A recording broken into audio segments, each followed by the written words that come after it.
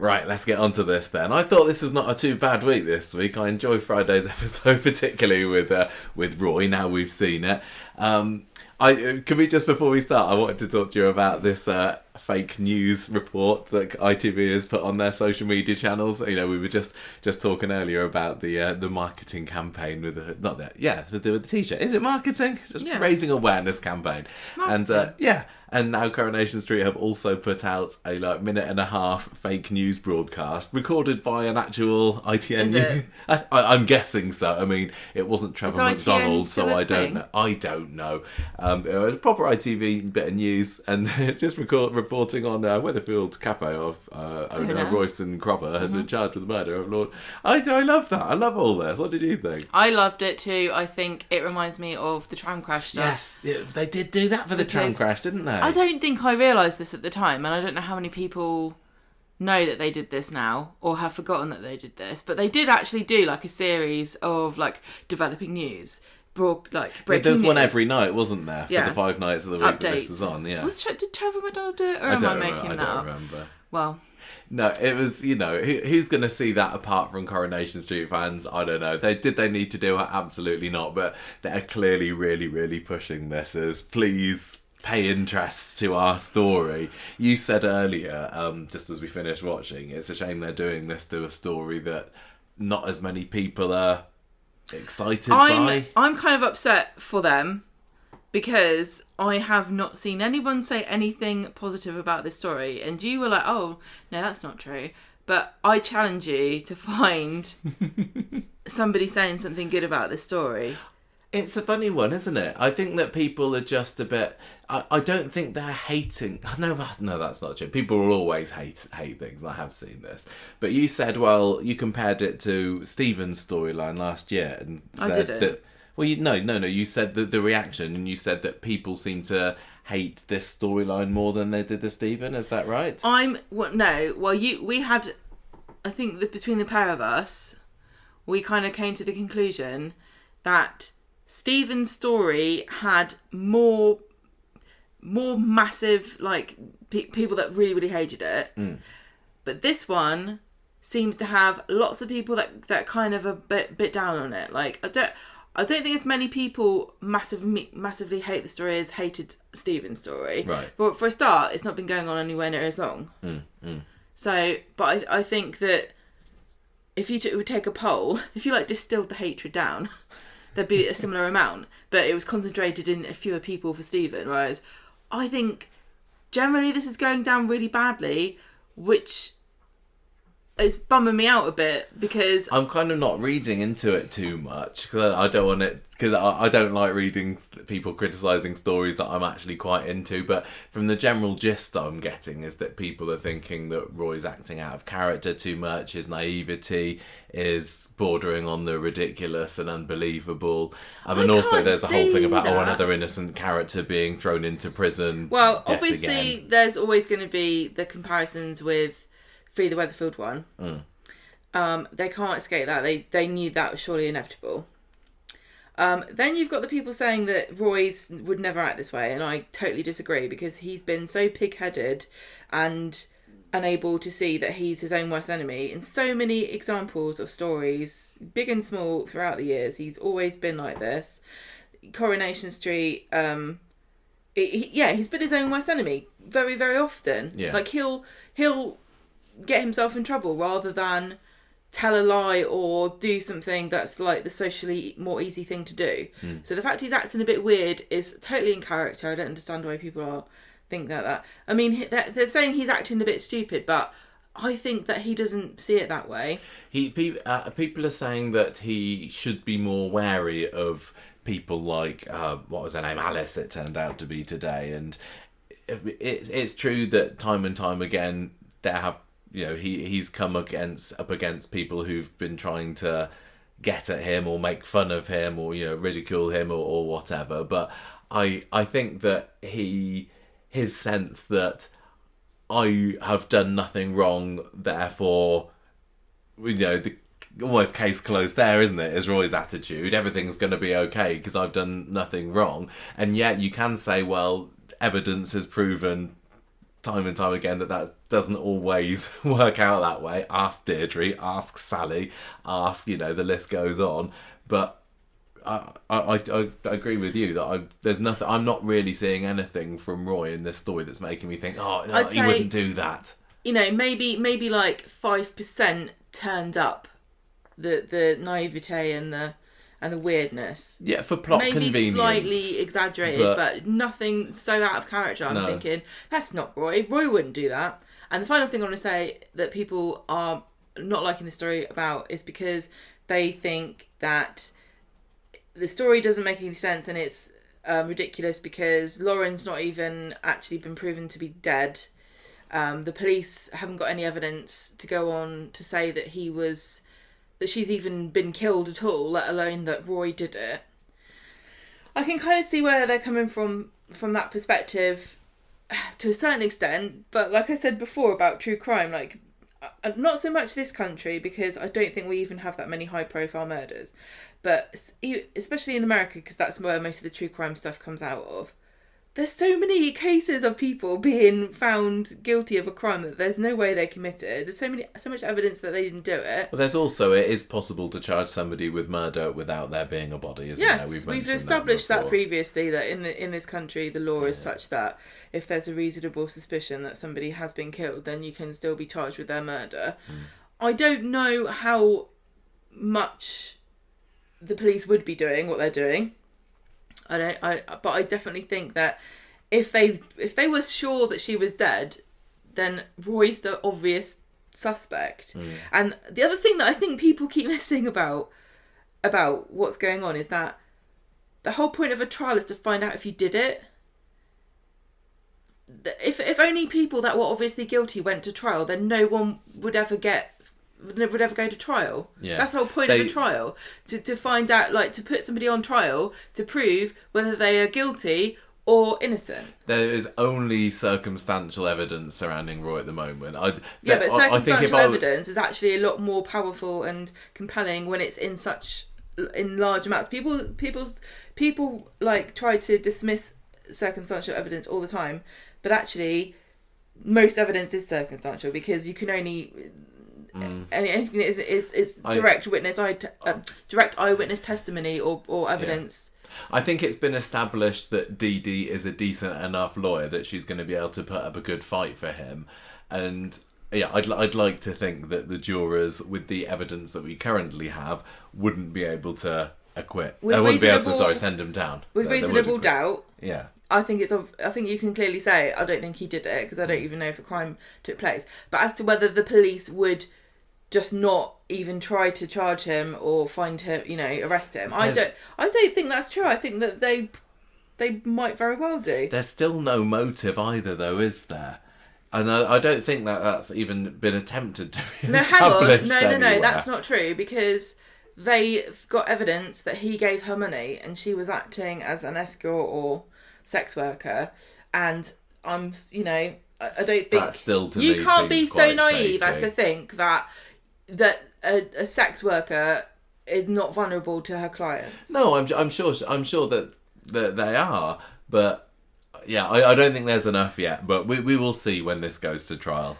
But there's been loads of cases where, for example, Casey Anthony, who was on trial for killing Kaylee Anthony, she was found not guilty, but they took her to trial with no story about how the murder even took place. That's why they failed, because they couldn't even string together a story, but they still had enough evidence to suggest that she had been killed by her. I think at the end of the day... Do you see what I'm saying? Yeah. Like, okay. The reason that their trial failed is because they never presented a compelling story. That's where they fell down. They didn't have a motive. Well, they kind of thought they did, but they didn't say, I put it to you that at this time and this time, this happened, and then this is what caused her death, and then these actions following on. They just said, found the body, she's been hanging around DJs for a month, pretending that her kid's missing. Do you see what I'm saying? Yeah. I think at the end of the day, nobody is watching this thinking, oh, is Roy going to be sent down forever? He's clearly not, is he? This is not an exit storyline for Roy, and I'm not giving away any spoilers here. It's just not. But I think we don't know. What's engaging me the most about this story, honestly, is it's a Roy story, and he's one of the best actors on the show. I'm loving all of his interview scenes. I'm everything with Evelyn. You know, they've got a real good band of characters on Team Roy, and that's what's really keeping me engaged. Not the worry that, oh, is he gonna get sent? He's not. Something will happen. Lauren, or whoever's got Lauren, is gonna turn up, and it'll all be okay. Yeah, I mean, we don't think Lauren's dead either. Oh no, she's clear. Exactly. If she turns up dead, I'll be so shocked. Yeah. The other thing that's, this is very different from Deirdre's story, because we don't even know what happened. We just think that Roy didn't do it. Yeah. Like we don't even know if Roy did it. As viewers, we just think, we know the character the same way that his friends on the show know the character. And we think he couldn't have done it. And we didn't watch him do it, but we don't watch them go to the toilet. But I assume that they do when we're not looking. Well, I mean, sometimes Coronation Street does like to say that characters have done things or had things happen to them when the cameras aren't pointing on them, don't they? But this isn't one of those times. But anyway, those are my thoughts. I'm sad that people aren't enjoying it. Like, for a selfish reason, in that I like to share my happiness with people. I think it's fun when everyone's enjoying something. From the perspective of, I feel bad for Corrie, because they obviously really want this to be a big story, and it's not going down very well. But also, it just kind of adds to this like general feeling of like negativity about Coronation Street, that loads of people are saying they don't like it at the moment, and also this is their obviously their flagship story for this year, and it's so far. Yeah, but please tell me. It's my favourite thing of the year so far, I think. I think it's because we're not taking it seriously as some people. I think some people are like getting really, really upset because they love Roy so much, and they don't want to see him sad, and the circumstances under which he is feel unlikely to them. But because I'm not expecting anything bad to happen to him, I'm not really that caught up on. I've seen some people say things along the lines of, "Oh, this has completely ruined the character of Roy irreparably. How are they going to come back from this? I can't believe that David Nilsson agreed to film scenes like that." That seems to be the go-to line whenever a storyline comes up that people don't like the idea of. That doesn't make sense. No. And to be honest, when he does get off scot-free at the end, I don't think he'll have learnt a lesson after it either. I think he's going to be just the same as he always has been. Don't go on a rant at somebody's vigil. Anyway, that was a I think it's important to say up top, and I also would like you, if you like the story, can you please let us know? I don't need to hear if you don't like it, because I've heard enough of that. Literally only see negativity about it. I also want to make it very clear that I'm not criticising anybody for not liking this story, because there's loads of stories that I don't like. Yeah, it's just the sheer quantity of negativity that's quite surprising me. Yeah, it's for us, it's quite enjoyable. So anyway, we're going to be talking about that storyline first. Don't need to now. We'll recap what happened, at least, in the Cropper and the Copper storyline. I was sitting for ages trying to come up with prison-related storyline titles earlier for this, and I didn't come up with much. I ended up going with something like Prime Suspect and Prime Suspect. Yeah, it sounds like Roy, or a Roy's in prison population or something like that. Sounds like a rise. If anyone's got a good storyline title for Roy's been arrested, let me know. Next up, this one's not too bad, although it uses a bit of archaic English in there. Mason's chastened. Do you know what that word means? It means like you've been admonished. Yeah. He's been told off, which he has. Mason got sent down this week. Apparently going to get, was it sentencing? No. 6 years. No, it's not been. No. Yeah. No, that was Damon. Oh.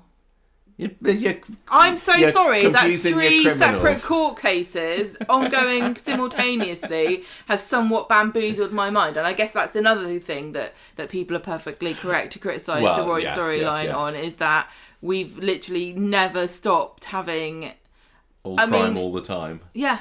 Yeah, no, Mason, he's getting sentenced next week apparently, but he is definitely going to be getting a custodial sentence, the magistrate or the Time judge or served. whoever. So we've got the Leanne storyline next. Carla Barla's Bar is going to come up with the next one, which didn't feature at all in tonight's episode, did it? None of the Rovers stuff. We had a little bit more of the Ed Gamble story, and Willkommen zurück, Pet, is my Eliza coming. It was called Auf Wiedersehen, Pet, when she went off to Germany. But I don't speak German. Willkommen zurück means welcome back. Right. But I think it sounds like she's maybe going. I thought it was something about welcome to Zurich. No. Right. So let's get back What's on pet this. in German? Haustier. For goodness' sake. It means house animal. I thought it might do. So, the Roy storyline then. So he's starting off the week and he's having a little scene in the cafe with Alex and Shona, and this is Alex making his 6 monthly appearance, is it?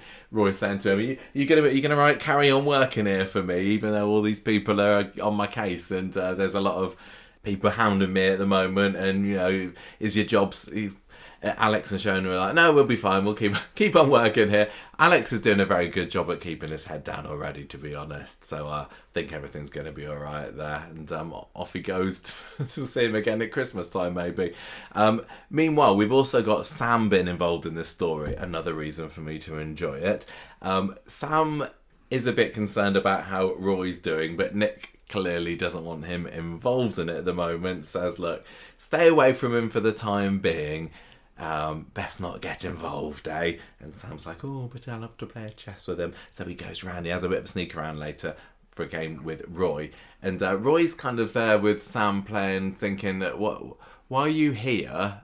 Are you not just, are you here because you feel sorry for me? And Sam's like, no, I just want to have a game with you, of course. I don't pity right? you, old man. No, but he's getting phoned up all the time and ignoring it. Roy somewhat quickly twigs that Nick does not know that Sam's there with him, and so immediately he's like, right, come on, we've got to get you back to the bistro, let's get you home. So this is... Do you want to hear an interesting fact behind the scenes about the phone ringing? Is this a true fact? It is a true fact. Go on, every time somebody tweets saying this story's rubbish, the phone connected to the set rings, and that's why they keep having to they don't even listen. False just put fact. it down. Go, no.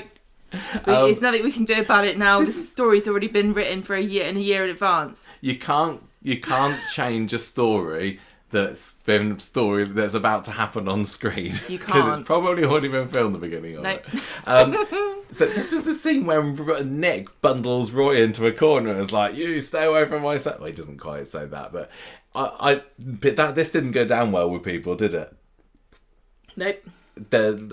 How did you think that Nick was going over the top? He wasn't accusing Roy of being a dodgy geezer. He was saying you're making yourself look like a criminal. Yeah, but what did you think about? Do you think that he was a bit too heavy-handed? I don't think it was necessarily out of character for him, because Nick, got a brain injury and everything, and he's got a history of being a bit rough himself. But come on, Roy Cropper, this guy's 69 years old for one thing. People don't like it when you mess with their kids, for a start. Yeah. And I think that Nick I think Nick gets physical when he's frustrated, and I think he is.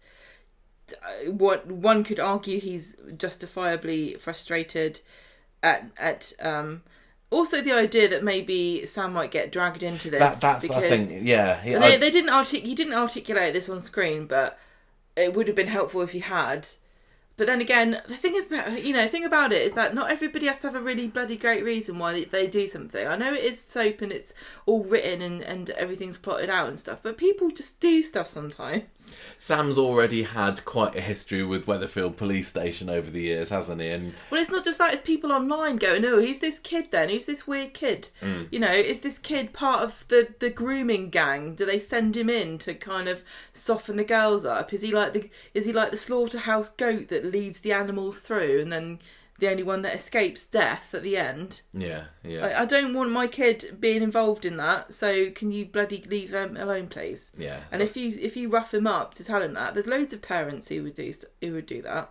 I just thought it was quite exciting when it happened, really. But anyway, Roy kind of...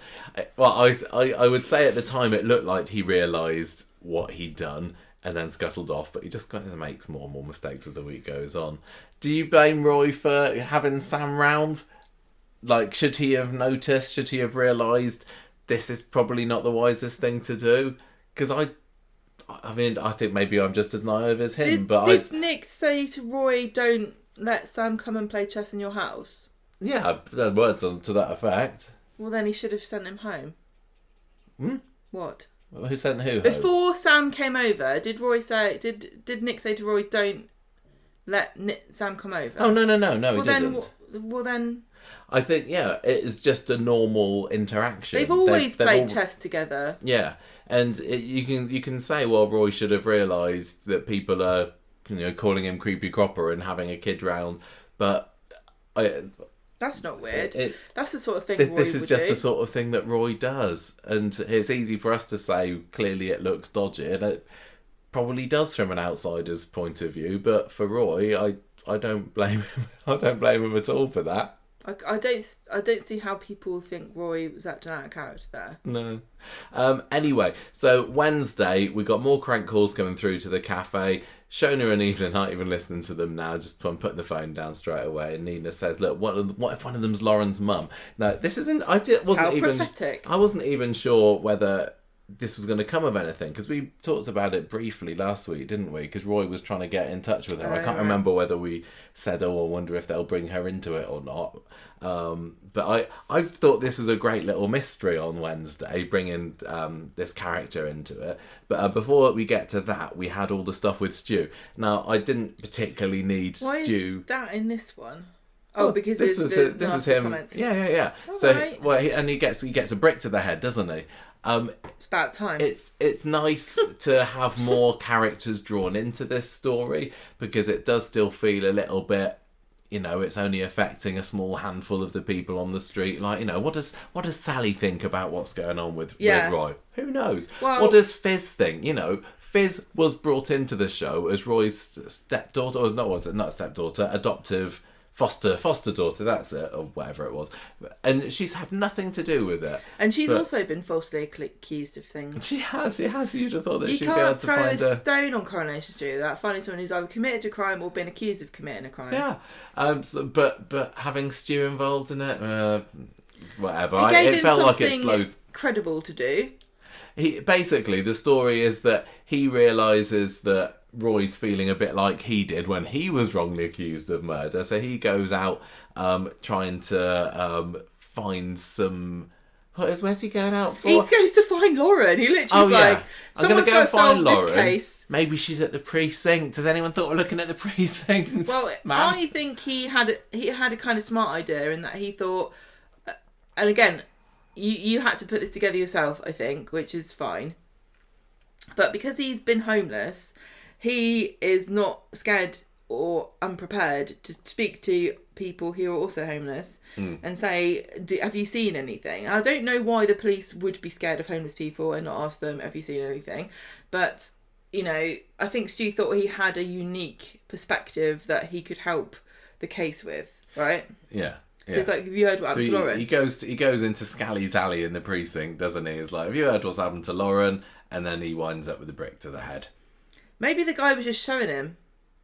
Yeah, this is what happened. She was hit on the head with a brick. Maybe this guy was the one that did it. Probably. So anyway, he goes back to Speed Dial. Kirk happened to be walking past and found him. I think Kirk did it. And so Kirk accidentally reveals to everyone in the cafe later what's happened to Stu while he's been trying to do his bit of sleuthing. So Roy's like, now Stu's got hurt. It was all because of me. So he's blaming himself for all of this. And he's like, I think I can't help but think if that's me, I'd be like, well, that was on him, really. I can't feel guilty about this. On who? On Stu? On Stu. Like, nobody asked you to investigate this crime and get a brick to the head. He was just like trying to get a decent storyline, wasn't he? He was like, I hear that the Roy Cropper storyline is the one that's in the press at the moment. They're giving out T-shirts. I want to be in on this at the very beginning. Where was my Stu is innocent T-shirt like? So Roy's like saying, everyone's having to go at people. Everyone's because of me. And then Roy makes it worse by dropping the bombshell that Christian, yes, that is right, Christian, son of Hayley, has been interviewed about Roy. What's no? No, Evelyn drops the bombshell. What did I say? I think you said Roy, but I might be wrong. No, I don't know. This was right. Okay, just like when DS Swain came out and reminded everybody that Coronation Street's forgotten for about 5 years that Craig had OCD. This felt like another thing, like bringing up a story that nobody wanted to happen and everyone hated at the time. Although, I guess it makes sense, but like, don't remind everybody that you retconned Hayley's story and made her into a liar that had a child. Yeah, I remember. So if you've not been watching Corrie for too long, Roy's transgender wife, Roy. No, Hayley is her name. Hayley, that's it. Who, when she got together with Roy, assured him that she was as pure as the driven snow. Well, she revealed... No. You're making it sound like it was weird and pervy.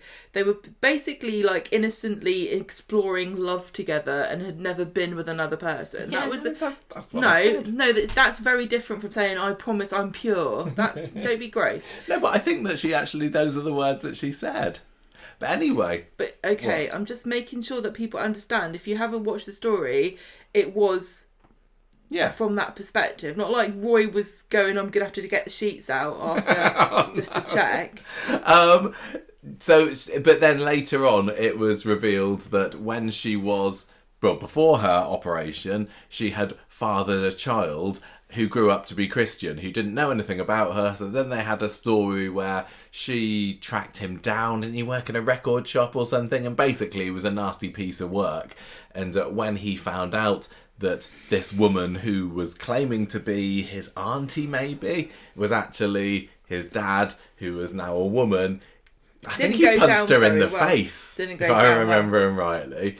And that was the end of that. And then just as Hayley was mere months before her death from pancreatic cancer, and I think it was 2013 that he came back into it, they were like, let's bring Christian back in to try and scam a bit of money off his dying parent and also waft some grandchildren in front of her just to up the drama and the lip wobblingness of it. And then he was nasty and off he went again. And I remember when he came back onto the podcast before, we said the same thing. Onto the show before, we said, why I wish they'd have just kind of swept that one under the carpet, because you're right, and you said it came across as being very, very retconny before. It also is... Sorry. There's the fact that Hayley was saying, I was a virgin before I met you, Roy, and then it was like, well, I was just a woman virgin, but actually I was a right goer when I was a man. Not only well, am I not a virgin, but I fathered a child. Yeah, I did not like that, so I was very happy for them to pretend it didn't exist, then they brought it back and now they've done it again. It also plays into that really unsavoury trope about transgender people, like, hiding parts of them and, like, their past, and... Yeah. I just felt like it was the wrong call, and then now we've got it coming back again, which is so strange because I never thought we'd hear from Christian again, because obviously now Hayley's dead, but it looks like he's getting his 2 pennies. Yeah, Christian has basically seen everything that's been... I just completely yawned before I finished my Christian's been seeing everything that's been going on with Roy and has slagged both him and Hayley off online, and basically insinuated that Roy played a hand in the death of Hayley. Now this is weird as well, because this feels like a retcon, because how would he know this? Yeah, because when he did come into it before, it was a decent amount of time before Hayley died. But nobody knows apart from Carla and Roy. I can't remember who knows. Does Anna know? Anna maybe? Knows. Yes, I was just about to say Anna. Yeah. Those are the only 3 people left alive that know what happened between Roy and Hayley, right? So, how does Christian know this? I don't really get what Christian was implying Roy had done. Yeah, and what kind Did he give her pancreatic cancer? What kind of journalist, sits and listens to somebody ranting about being a bit... Obviously, this is fueled a bit by transphobia. So, why would you write this down? And then, to have unfounded allegations of, somebody whose death was... Swain says later, investigated the death, and it was all... natural causes. I don't know what concoction it was. Like, they never said. No. But obviously something that we shouldn't know about, because Made it it can look- make you die and nobody will know how it happened. Yeah. So why is this writer just publishing? Like, isn't that? Just a load of clickbait, innit? I think it's illegal. Roy does say to Evelyn, well, it's not a million miles away from the truth. He did make it clear to Evelyn, I did not administer anything. No, he said, I didn't have an active hand in ending her life. That's it. Which, like, if I was Evelyn, I'd have a lot of questions because that's not the sort of thing that people would normally have to say. Do you think that Roy still does blame himself partly for letting it happen? It wouldn't surprise me. I know that, because he was dead against it, wasn't he? He did not want Hayley to take her own life. He didn't want her to go down this route. But eventually she made him see, look, this is my life, this is my decision. And he stood by her. He led on the bed by her. He didn't stop her. He could have stopped her. If he'd really, really wanted to, he could have stopped her. And I think in Roy's head, he probably still does blame himself. So Christian bringing this up is stirring up a load of unpleasant memories and guilt for him. But I also thought it was very interesting to have this come up now when we know that this is Paul's plan. Is Paul going to read this and go, well, hang on? Maybe. And I don't know. Yeah, no, you're right. I don't know whether there was anything... It just seems like a weird coincidence. I don't know whether there was anything more to this than just building up the evidence that eventually, saw Roy get charged with murder in the end. But well, they couldn't use that. I like a callback on Corrie, but I mean, Christian does exist, doesn't he? But I don't need to be reminded of him. Maybe let's put him to bed for another 10 years. Isn't it one of those things, or maybe it's because they never get caught, but murderers don't tend to use lots of different methods. Like, maybe the ones that do never get caught, but usually a murderer will have like a specific way of doing. Hang on a minute. Bin, hole punch, swimming pool. I could go on. But those are all just accidents. Crowbar, all right. shovel. Who else did he kill? I can't remember. No, maybe in real life murderers, but that wouldn't make good telly, would it? But it's not the same. Can you see how that's different? Because those serial killers and Corrie were all killing people that were getting in their way or doing something. Like, what was Hayley doing?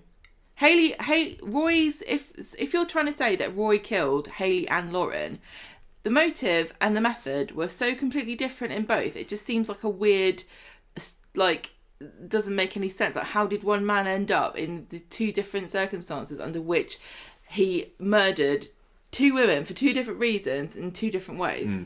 Do you think that... Do you see what I'm getting at? Yeah.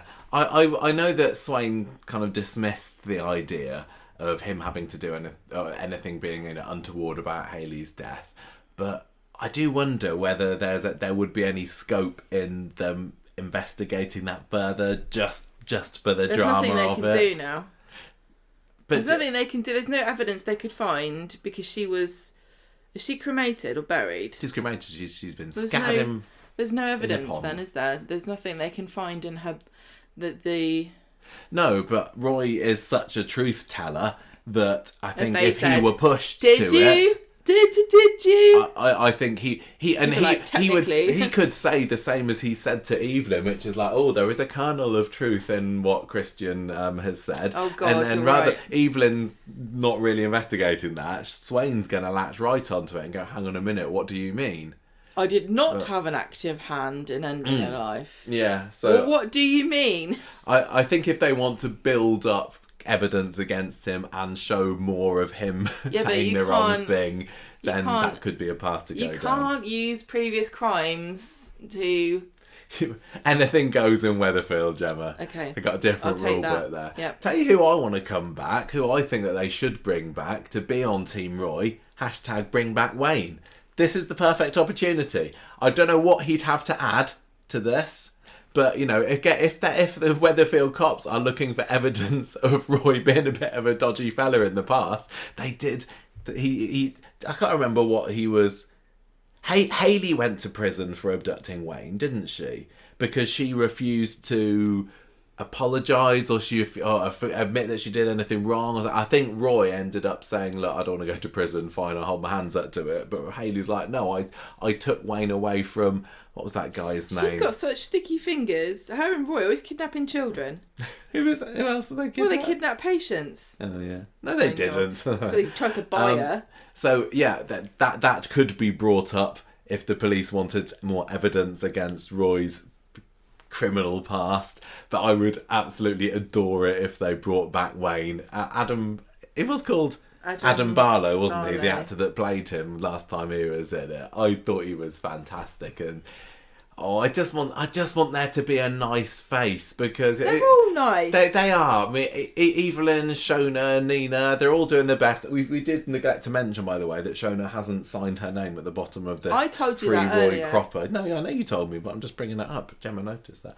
But yeah, I just think it's funny that this letter that we got from the supporters of Roy Cropper does not include Shona. Like, she was... Can you imagine the scene where she's like... Nah, I mean, there's this very small chance he did do it, and I cannot have my reputation being besmirched. But I will help you print the T-shirts. I mean, yeah, they probably could have got a few more signatures just from the rest of the residents on Coronation Street, to be fair, but never mind. No, I think that they're all kind of busying themselves trying to free him, but just to have Wayne come into it and have a nice little cosy chat with Roy, just to offer a bit of hope that way without saying, well, this is what we're going to do, might go down well with him. Yeah, but can I say one thing that I did really like, that I noticed at the end of the episode today, was you had...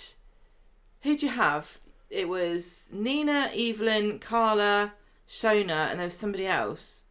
I don't remember. It was Dee Dee. Oh, yeah. And I was like, this is one strength that Corrie has, that there are loads of really strong female characters, and I know that things are so much better than they used to be for women on television, but how many television shows really would ever have that many female characters on screen with no man around and it not be like a massive deal and everyone be like, wow, how progressive. Like, no man in sight, just all these great female characters, all of whom individually are brilliant, uniting up together to free... He's got a good team. To get the helpless princess out of the castle. Anyway, so this is where the point in the story is that Carrie turns up, or the woman who claims to be Carrie. I can't remember. What? Oh yeah, no, her real name was Alice, wasn't it? So Kerry is the name of Lauren's mum, but this very kind of sheepish looking woman turns up at the cafe and is like, hello, I need to speak to Roy Cropper, and she says, oh, I found out about all the nasty things that have been said about you online, and people are saying horrible things to me as well, and if they've distorted the truth about me, then maybe they have about you, so rather than passing judgment from behind my monitor like everyone else is, I'm coming to see what you're like. And this was interesting because right off the bat I was like, I don't think this is Lauren's mum. Yeah, you smelt her out straight away, didn't you? But then she said, oh, thanks for trying to call me. How did she know that? I can't remember. I don't know if that's a hole in the story. I hope not. I wouldn't have thought so. I think we probably just missed something there. Can somebody tell us? How did she know that? Because did she definitely say that? Yeah, because that's the only thing that made me think, oh, she can't be then. Must be this, because how would this random blogger have access to Kerry's... I mean, maybe Roy's just mentioned it in the cafe, and maybe because there are definitely spies amongst the pies. Maybe she's like us rolls. and she's got readers and listeners who go and tell her things that are happening. But the reason why I suspected her was because she just seemed... I've got a very strong image in my mind of who I think Kerry is. Because of what we've heard from Lauren and because of how Lauren is herself, I was expecting someone a bit more like Laura Nealon. Bit brassy, mouthy, unpleasant, only out for herself. Yes, this woman came across about as a nice... And I couldn't imagine her just... But equally, I could imagine that Lauren has painted a false picture of what her mum is really like. Yep. But she also has a completely different voice and demeanour to Lauren. And I wouldn't have known where Lauren got most of what she was acting like. And also, this woman didn't look like the sort of person who'd marry a white supremacist, but then... Who does? Once you said, I think there's something dodgy about her, it became kind of obvious to me as well. And I was thinking, this almost feels too good to be true. It's like everything's going wrong for Roy at the moment, and now somebody's coming in offering him a bit of a lifeline and a bit of, I'm feeling the same thing as you, and not all strangers are against you. Yeah, I'm giving on him the benefit of the doubt, and it did to me feel like, there's this. Yeah, this can't be this. Yeah, too good to be true. She didn't try. She didn't like go convince me. No. She was like, I have no reason to believe that you didn't kill my daughter, but I'm gonna just trust you. Yeah, and Roy also trusts her back, because when she says I haven't got anywhere to stay tonight, Roy's like, oh, come and stay with me. Again, lots of people online saying he wouldn't do that. I think he shouldn't do that, but I didn't find it particularly out of character that I thought that it he was would. weird, and I think weirder than that was that Evelyn and Nina didn't say, this is a really bad idea, Roy. She's not staying here. They said it to each other, didn't they? There was a scene when they were up in the flat later on, and they said, look, he's asking for trouble here. But that to me was more of an issue than Roy thinking it was a good idea. The fact that Evelyn and Nina didn't try to stop this from happening. For a start, if I'm Nina, I don't want a random person staying in the same flat as me. Full stop. Yeah. Well, your suspicions were proved to be correct towards the end of the episode. I think it was the last scene, wasn't it? Yeah, it was. Where Roy and Carrie are walking through the cafe, and then she's left alone in there, and she gets the phone call, and she's like, I'm in. And then you see that she's got a pot of mace spray in her handbag. And we go like, oh, what's going on there then? Then that led... Yeah, I was just like, I just really enjoyed that, like, ooh, okay, so who is she? And there were only a few options that she could have been. Like a journalist or like an undercover cop. I suggested maybe somebody who was working alongside whoever it is that's got Lauren at the moment. Still possibly could be, but I think... Sorry. I mean, it seems that she's just a vigilante, isn't she? She's not a vigilante. She's a true crime blogger, which I'm going to say, don't know how many of them there are. Why didn't you say she was a podcast or a YouTuber or something? I don't understand why they decided to go with blogger, because I don't think that she's people got a MySpace really account and everything. Consider on blogs GeoCities anymore. So this then leads us into Fridays, and I thought this is a great start. Love the nighttime starts, and it's got her there having a snoop around Roy's trinkets and all that in the cafe, and she's looking at pictures of him and Hayley together, and she's filming, isn't she, for her blog? Exactly, it's not a blog, is it? It's like, are these the trinkets of a murder victim? Are they trophies of his past victims or something like that?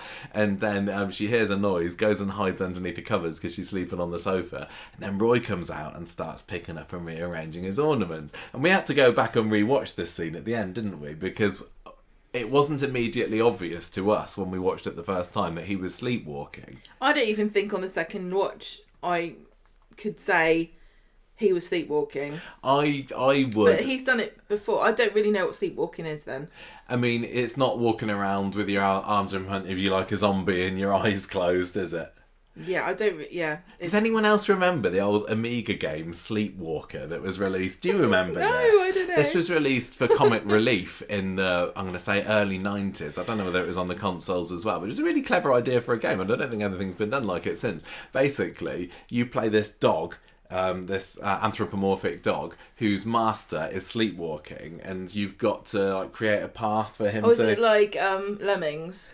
Kind of like Lemmings, but it's like a platforming game, and so that this character's walking all around town, and you've got to do various things so that your master stays safe, and in that he's a little boy with his arms out in front of him, and he's wearing a white nightgown, and that's what sleepwalking is in the minds of everybody. And but yeah, Roy, he had his eyes open, didn't he? But how did she know he was sleepwalking? I don't think she did. I think she said he was. I can't remember. I think I might have written it down later, but I think at that point she thought that he was just getting up and having a look at his murder weapons, like thinking which one's he going to bop me around the head with? Is it the photograph frame, or is it the model of not the Eiffel Tower, the Blackpool Tower? But anyway, I thought that was a really cool start to the episode, and worth a rewatch. See what you think. Or is it just obvious he was sleepwalking on? But here's another thing that's interesting about this, and I said this before a while ago. What? How are we to know that Roy didn't sleepwalk and kill Lauren? He burned down... You keep moaning about me mentioning this, but he's done stuff while he's been sleepwalking. He went in and he moved stuff around and didn't know that he did it. This woman is now a witness that could be called on in court, and they could say... This is what I was saying about as long as the prosecution can create a convincing story that uses the evidence that they have... They could convince a jury that this guy has killed Lauren, even though they don't have a body. If they can say, he went into her flat and killed her, here's a woman who can testify, here's somebody else who can testify that they got a boat caught on fire, he was walking around the red wreck. If he can walk to the red wreck from the cafe, he can walk to the precinct and get in her flat and kill her. That feels like a bit of a stretch to me. Unless maybe he had little Freddy being the dog in the sleepwalker game and putting down planks and girders for him to walk on. If he can because go it's to a the long red way wreck, to walk. But Red Wreck sleepwalking, when Deirdre found him, was the middle of the night. He wasn't noticed by anyone. I would have thought that people would have noticed, even though he looks, fairly lucid when he's sleepwalking. I think somebody might have noticed him walking all the way from Coronation Street all the way to the precinct, a bit, not completely all with it. How do you know when he's with it and when he isn't? I don't know. But I think if I was the prosecution team, I'd probably try and use it. If you can find one person who can say, I saw Roy, and I'm not sure whether it was this day or that day, but he was acting weird, you could say, there you go, he was sleepwalking, this person saw him doing it, then he killed Lauren, then he went back home. I can't remember what else he was... People have been convicted and have gone to prison for stupider stories than that, and this isn't real. I think that Roy couldn't have been asleep, though, because it was in the middle of the day, he went to see Lauren, and I think we saw him back in the cafe. Can people not... Okay, I'm not saying that's what happened. I'm just saying, if you're the prosecution and you can make a story that has got evidence and sounds convincing... It's possible that you could convince a jury. I'm not saying that's right. I'm not saying that this is a brilliant thing that could happen. I'm saying that this is also a fictional story. Again, just to remind you, all of those things being considered, I think it's possible that you could say that's how it happened. But you could also say many other things about how it happened because he's got this history of violence as well. I just think that it'd probably be a bit of a stretch. I know you're not saying that it happened, but I think it feels a little bit too soapy and like, well, it's not impossible to have happened. I don't know. The fact you don't listen to true crime podcasts is showing, Michael, because weirder things have happened. Weirder things have happened in real life. Anyway, so later on in the day, Kerry, in inverted commas, and Roy are both up, and Roy notices that there's some things in the wrong place on the shelf. So this is what he rearranged when he was sleepwalking earlier. And I was watching this thinking, oh, did she put something back in the wrong place when she was tinkering earlier and he's noticed it? But no, it was actually he was correcting his own mistakes. And there you go, here's another thing. He noticed that he'd done this, and he must realise that he's done it when he was sleepwalking. Yeah. If DS Swain says to him, I'm recording this for court. This is going to be played for evidence. Do you do things when you're sleepwalking that you don't realise you've done? Yes. When was the last time you did it? Friday. What did you do? Move something up. Pick something up and put it down. Would it be possible? And here's the rub. If she said to him, is it possible, Roy, that you went to her flat while you were asleep and killed her? He would not say that's impossible. Because it's Roy, he would say it is possible that happened. Yeah, he would. You're absolutely right. But I'm sure I didn't do it. And then she'd say, how do you know? How can you be sure? But in that situation, he'd be saying to himself, well... Maybe I shouldn't say that, Roy. Maybe, Roy, remember... Although it is possible that I might have accidentally somehow sleep killed her, could I have sleep disposed of the body? Yeah, that's true. Yeah, but maybe the argument would then be you woke up and you realised you'd done it. And then or maybe he's got an accomplice in that Nina. She looks like she's into the dark stuff. I don't know. Anyway, so... and I know this is all stupid, and I understand that people are listening and like hating everything that we're saying, but again, it's just different things. You know, we like the murder storylines as much as they're just there for short-term thrills. I get my thrills where I take the thrills where I can get them with Corrie at the moment. And I'm just going to say also, people have used the fact that they were sleepwalking as a defence for killing people. There's loads of cases. Have they? Yes, I'm just looking at it now. There's loads of cases where people, like, there's a guy here, Canadian, 1987, murdered his mother-in-law. Listen, right, on the night of the death, so that I've got this from health.usnews.com, which is my favourite website for murder stories. On the night of the death, he rose from bed, drove 14 miles to the house of his in-laws, strangled his father-in-law till he passed out, bludgeoned the mother-in-law with a tire iron and stabbed them both with a kitchen knife. And then he went to a police station. What, he's saying he did that while he was asleep, or is he claiming he did? He was asleep. The website doesn't give an opinion one way or the other as to whether he actually was lying about this, but one way or another, a man said that happened. Okay. And that's 14 miles in a car, Michael. Yeah. All right. Well, possible. Don't give storyliners any ideas. Everybody Google sleepwalking murders and let's do a bonus episode about it. Right. So anyway, Sam and Nick come round the cafe flat later because Nick's feeling a bit guilty that he was maybe a little harsh on Roy the other day, and so he wants to apologise. Kerry takes the opportunity to give them some space and goes and hides round the corner, just to overhear Nick, Sam and Roy talking about their special friendship that they've got, and Sam saying, oh, you're my BFF, Roy, and Alice is rightly kind of thinking, this does sound a little bit weird. Again, to us, it seems kind of normal. We've all been brainwashed by a murderer. To an outsider, that would seem quite dodgy, wouldn't it? To be fair, especially if you're already kind of riled up with the suspicions around this old guy in his loony bin flat. So, Roy's alone in the flat later, gets a phone call, and he's like, "I'm sorry, who do you say you are?" It's Lauren. She's like, I'm fine. Turns out it's Lauren's real mum. And so we're now like, Roy is thinking, oh my gosh, it's this woman that I've been harbouring is just somebody else. He kind of shares this. She's a cuckoo. Tells Evelyn and Nina, or is it Shona? I can't remember about it. Oh yeah, Shona then strides over and confronts this woman and says, "Who the hell are you? You're not Lauren's mum." And she's like, "Fair cop, you got me.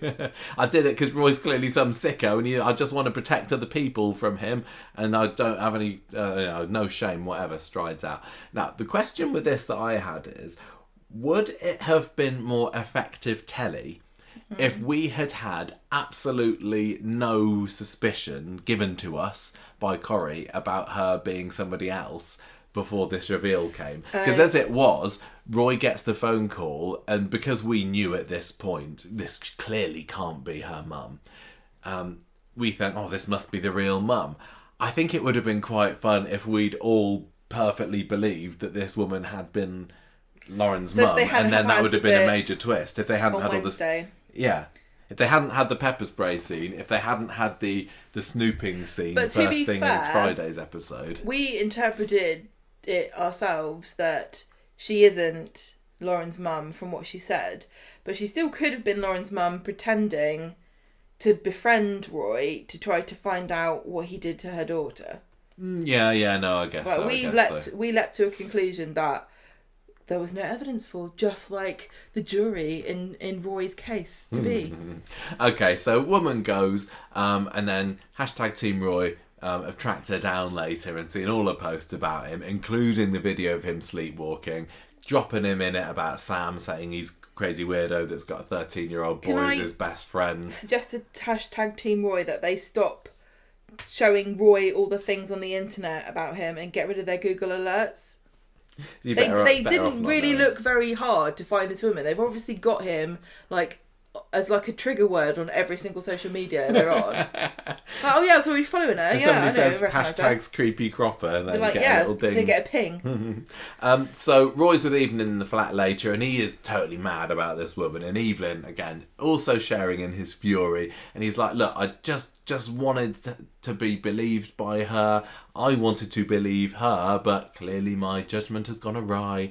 And then he says, look, Evelyn, I just need some time on my own. But she's like, no, I'm not going anywhere. I'm not leaving you here. She's as bad as Maria. She's surprised she hasn't got a spy cam put on that flat. Now, if she did, and Alice had found that would have definitely sent alarm bells ringing. But anyway, she says, look, let's go out, take the dog for a walk. Let's get a bit of fresh air. But as soon as they go out, Alice is there. I thought that the actress who played... this is the woman.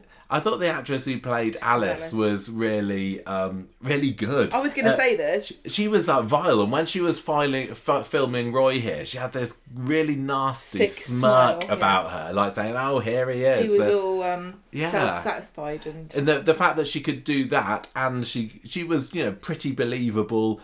Although you smelt her out when she was kind of snivelling away on Wednesday's episode. The only reason I thought they did a good job with it. The only reason I thought she's not Lauren's mum is because she was nothing like Lauren, and I can't imagine somebody who is like her. And this is my prejudice showing as well, but also the fact that I know how Corrie casts people. I just couldn't imagine somebody like her kicking Lauren out when she was so young to live with a white supremacist. No, that's fine, that makes sense. Anyway, so to cut a long story short, Alice ends up on the floor after a little scuffle between her and Roy, because she starts she's saying that goading him. Yeah, she's goading him and telling him that you probably killed Hayley, and he's like, I want you to stop filming now. She ends up on the floor, and it was a total accident, but she's kind of face planted onto the pavement, got herself she and Stu can compare wounds, can't they? Yeah. She's got a massive wound on her head. Yeah, and so she goes scurrying off, crying assault. She's filming the whole thing. Yeah. This doesn't help, does it? Yeah, and Roy's like, was this me? Did I do it? And he was like, no, she tripped over her own feet. But this has nothing to do with you. Grab her phone off her. Yeah. You're not allowed to do that. But he didn't cause her to fall particularly. So she's put this video of the assault online later, and shows herself leaving the police station too. So things are looking bad, and they go from bad to worse later. She must have been thrilled when DS Lisa Swain comes round the flat, fresh from Lorraine this morning. I did see Vicky Myers there for an interview. Not as good as my interview with it though. It was not as she can only work with what she's given by the interviewer. Yeah, but to be fair, it wasn't Lorraine Kelly that was interviewing her. It was a lackey. Have you seen this Twitter account that's like got a bee in their bonnet about how often Lorraine hosts her show, and there's like an ongoing count of like how many episodes, what percentage episodes she's hosted. Do you think Lorraine has got to be in at least 50% of them before they have to rename it? Just like, what would it be called? Women's Daft show. Wee Women. No, that's Loose Women. So anyway, Swain comes round and says, look, we've had a complaint made that you assaulted this Kerry woman. Alice, sorry, woman. Did you do it? And I liked Evelyn stepping in there and said, no, it was me. And she's like, arrest me. It was I did it. And Roy, of course, says, no, I'm responsible. So then he's taken down the police station. He's not arrested, but at the moment, not at this point. But Dee Dee comes round to after getting summoned by Nina, so she's on the defence team, and the questioning begins. And Roy's telling Swain, she refused to stop filming. I did take her phone, but she tripped and fell. She was trying to provoke me. She insinuated that I killed Hayley. She'd also claimed to be Lauren's mum. She was suspicious of the fact that... Well, no, Swain's like... Oh, yes, so Swain is... So she turns up, says that she's Lauren's mum, and you invite her to stay the night. Yeah, because I'm Roy Cropper.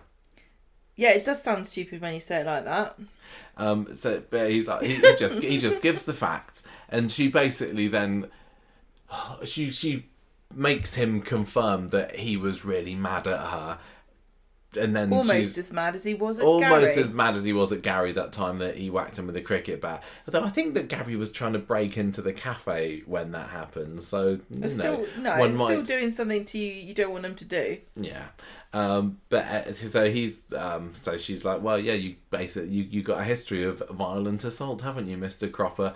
And he gets charged with murder. We don't see it. We see Dee Dee coming back to the cafe without Roy, and she reveals to everybody gathered there that he's being charged. And then the episode ends with a classic innocent character in jail, sitting on the bed, looking dark and a bit miserable and possibly a bit regretful as well. I still kind of... Shouldn't have killed her then. I don't think we've had it in a while, but I always like it when they have the episodes ends with somebody closing the slat across the door. I like the noise of like the rattle of two sets of bars against one another. Yeah. So anyway, Roy's been charged with murder. What was I the didn't know reason? that was going to happen. What was the reason that Dee Dee? I did know that was going to happen. You did know that was going to happen. Well, don't say it, mate. I didn't know how much you knew. Everybody knew this was going to happen. Yeah, okay, maybe. What? Dee Dee says that was it related to the fact that when he did bash Gary with a bat, that he was bailed on condition that he didn't... No. Or was it... Am I misunderstanding that? No, it was to do with... They said, right, we're letting you out. We think you killed her, but we're not really sure. We're not charging you. Just a few weeks ago. So don't go round attacking women and pushing them over. Okay. And he was like, I promise I won't. And he did. And then Swain's like, you said that you wouldn't. Okay. And here we are.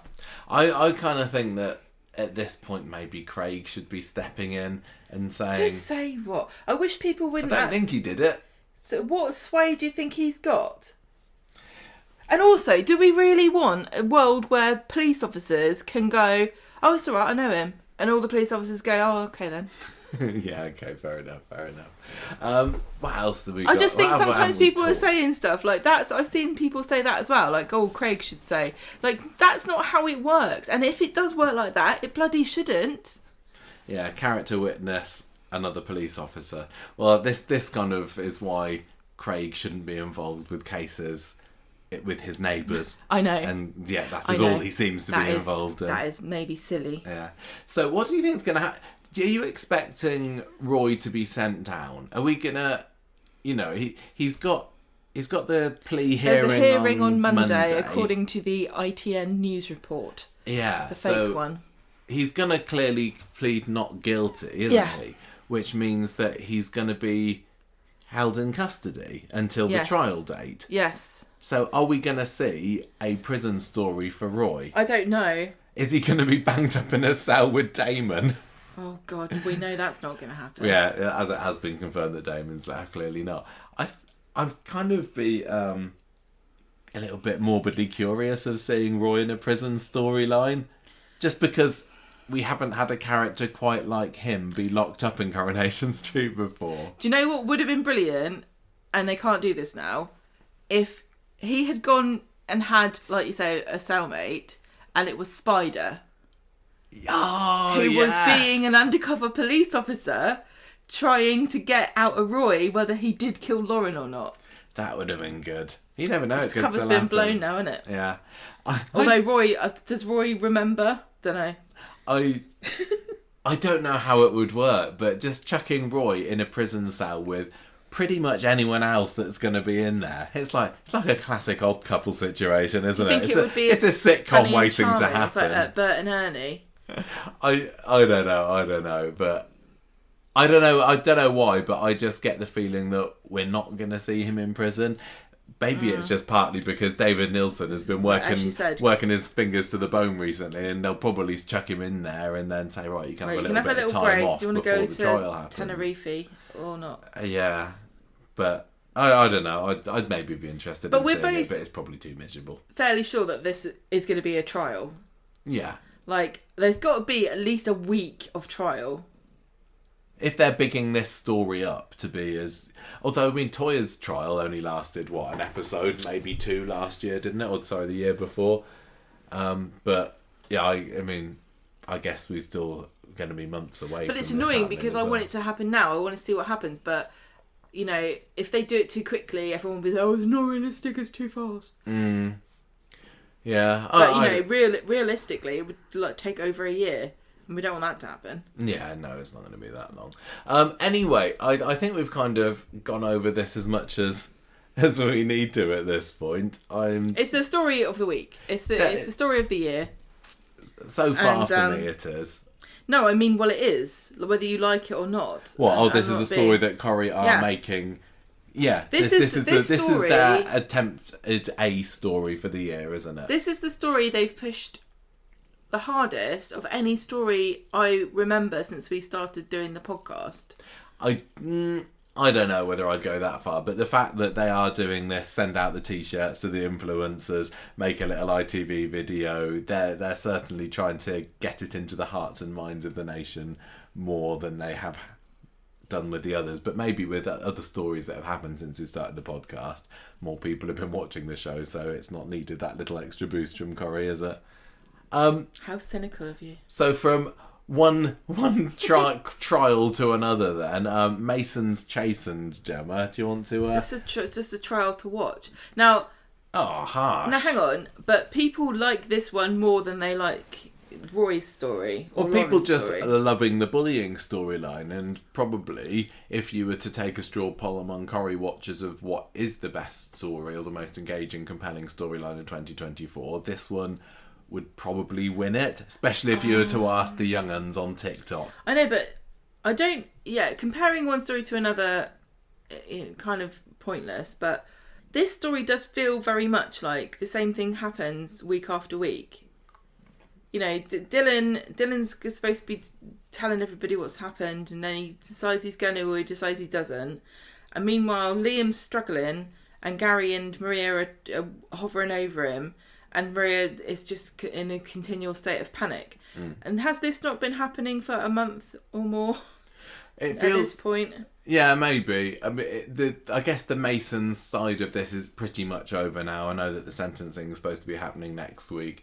But I am glad... I found myself more interested in this story in the second half of it with Maria's paranoia than I have done for, you know, a whole lot of it before. So I'm kind of happy that it's transitioning away. Not that... I mean, this is partly one of the problems that I've had with this story is that there hasn't been a focused child. It's been like a little bit about Liam here and there, then a little bit about Dylan, a little bit about Mason, and we've not had a focal point kind of heroic child character all the way. Yeah, but some people would say that was a strength of this story. Yeah, I don't know. So on Monday, they're all getting ready to go to court, and Liam's nervous, and Gary says it'll be fine, and Maria's like, it'll be fine. And then Dylan sneaks out of the hotel that he's staying at with Violet, with his hood up, so you can tell he's up to no good.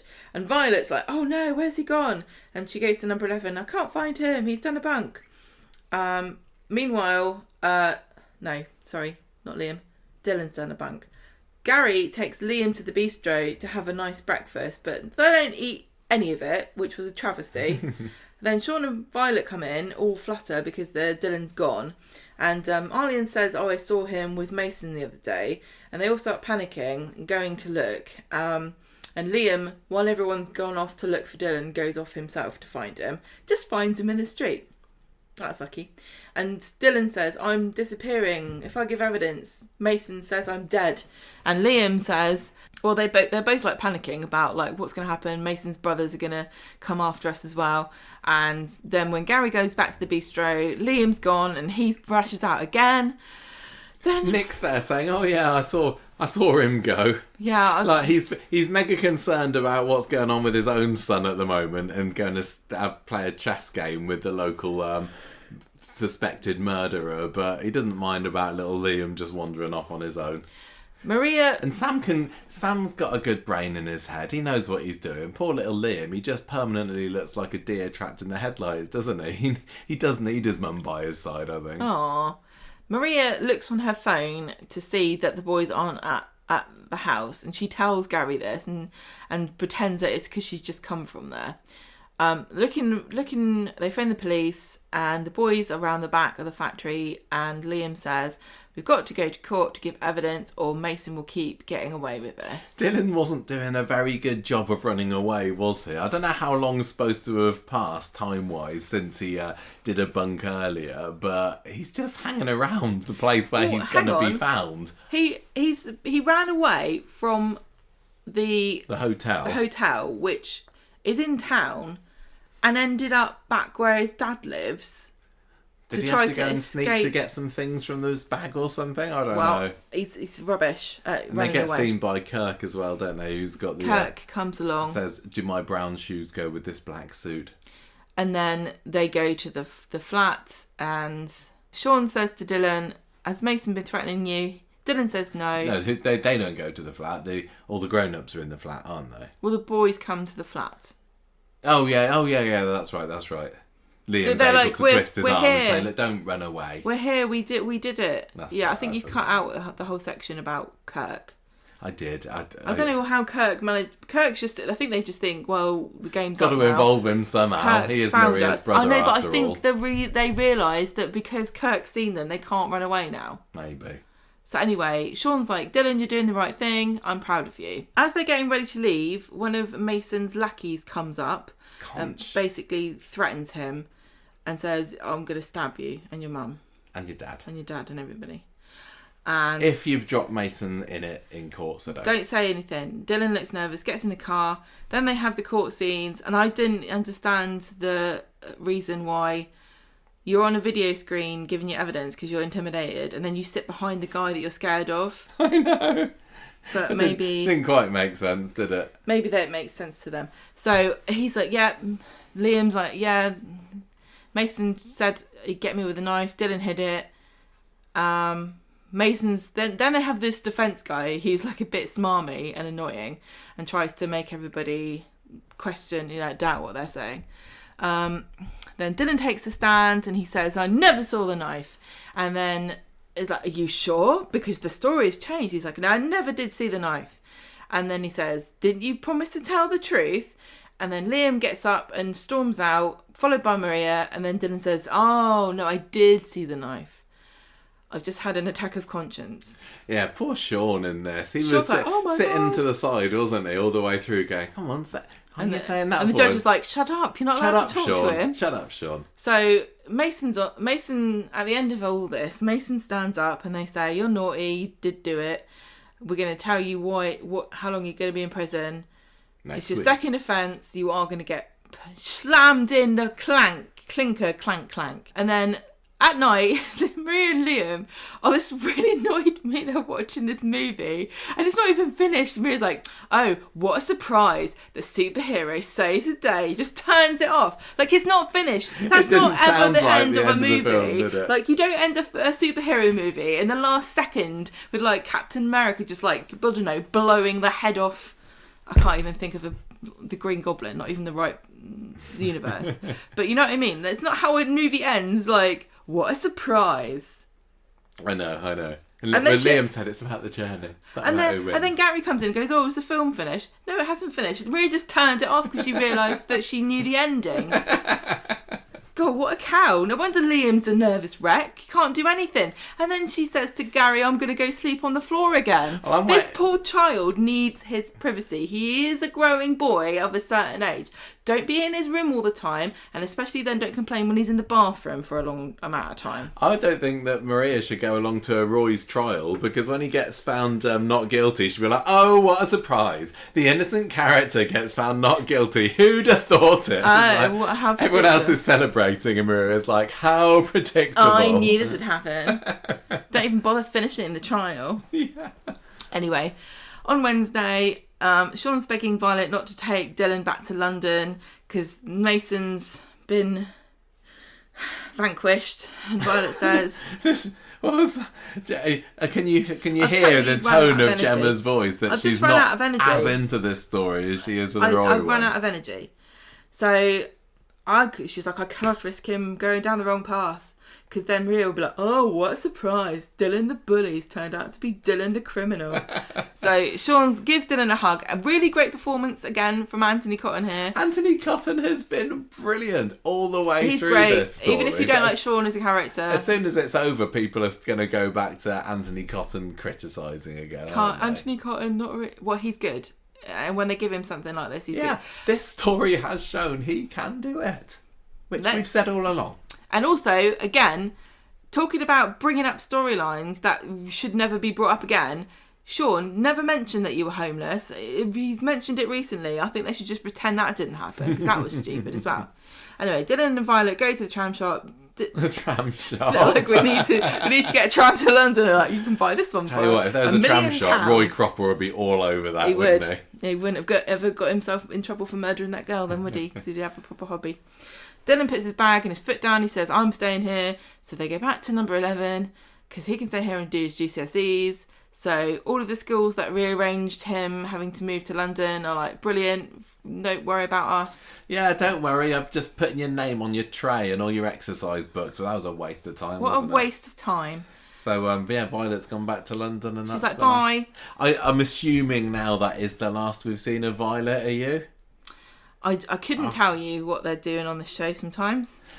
There doesn't feel like there's a reason for Violet to be in it anymore. It feels like the book has closed on the Dylan and Sean side of things. And I know that there's still the sentencing on Monday or whenever it's supposed to be. Is it just me, or do you get a feeling like it's not the end? Yes, I don't feel like it is the end, especially because we don't really get... I don't know. Because the judge said, oh, we can't sentence you yet. We need to... I can't remember what her reason was, that we need to talk to so-and-so, so I can't sentence you now. But if on Monday we just hear, oh, Mason's been sent down for 6 months or a year or but Luca Toolan, as far as I know, has not put anything out on social media saying, well, that's it, I'm done with being Mason, thanks for the experience. None of that's happened. Maybe it'll just be like 3. I just think it's going to be like a really short amount of time, like 3 months or something. Yeah, possibly. And then you get out in a month and a half. And then we'll be back again. How old is he? He's not going to end up in a cell with Roy, is he?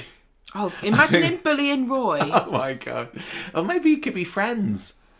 You know, stranger things have happened, but I think they're sent to a different prison. Maybe Roy will make him a good boy. Yeah, maybe that's all it takes. The nurturing hand, the shepherding of a good Cropper. Good cropper, yeah. I forgot what I was going to... Oh, is this going to mean...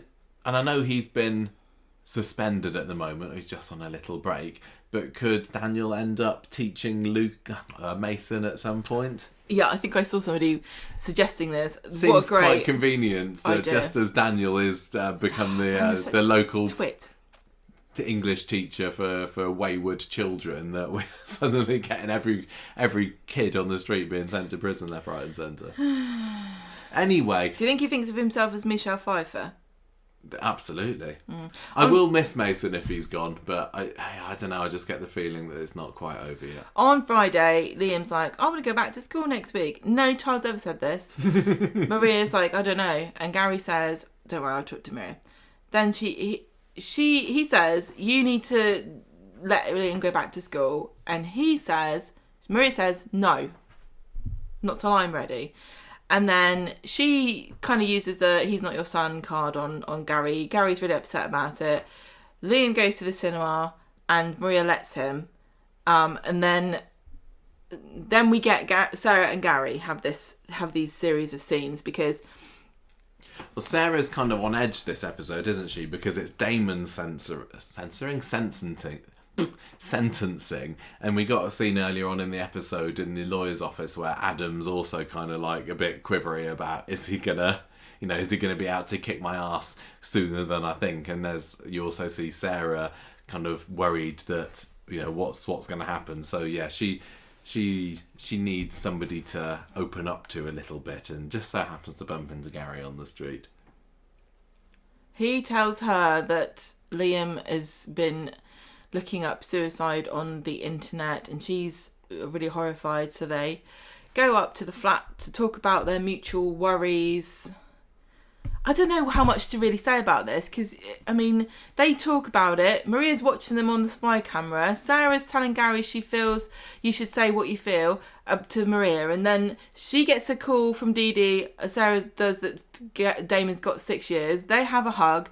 Maria's doing Toyah's hair. Toyah says she wants counselling and she says yes. And then she turns up on Sarah tries to kiss Gary and he's like, no. And then she goes back to the flat and says, what are you up to? I've been watching you.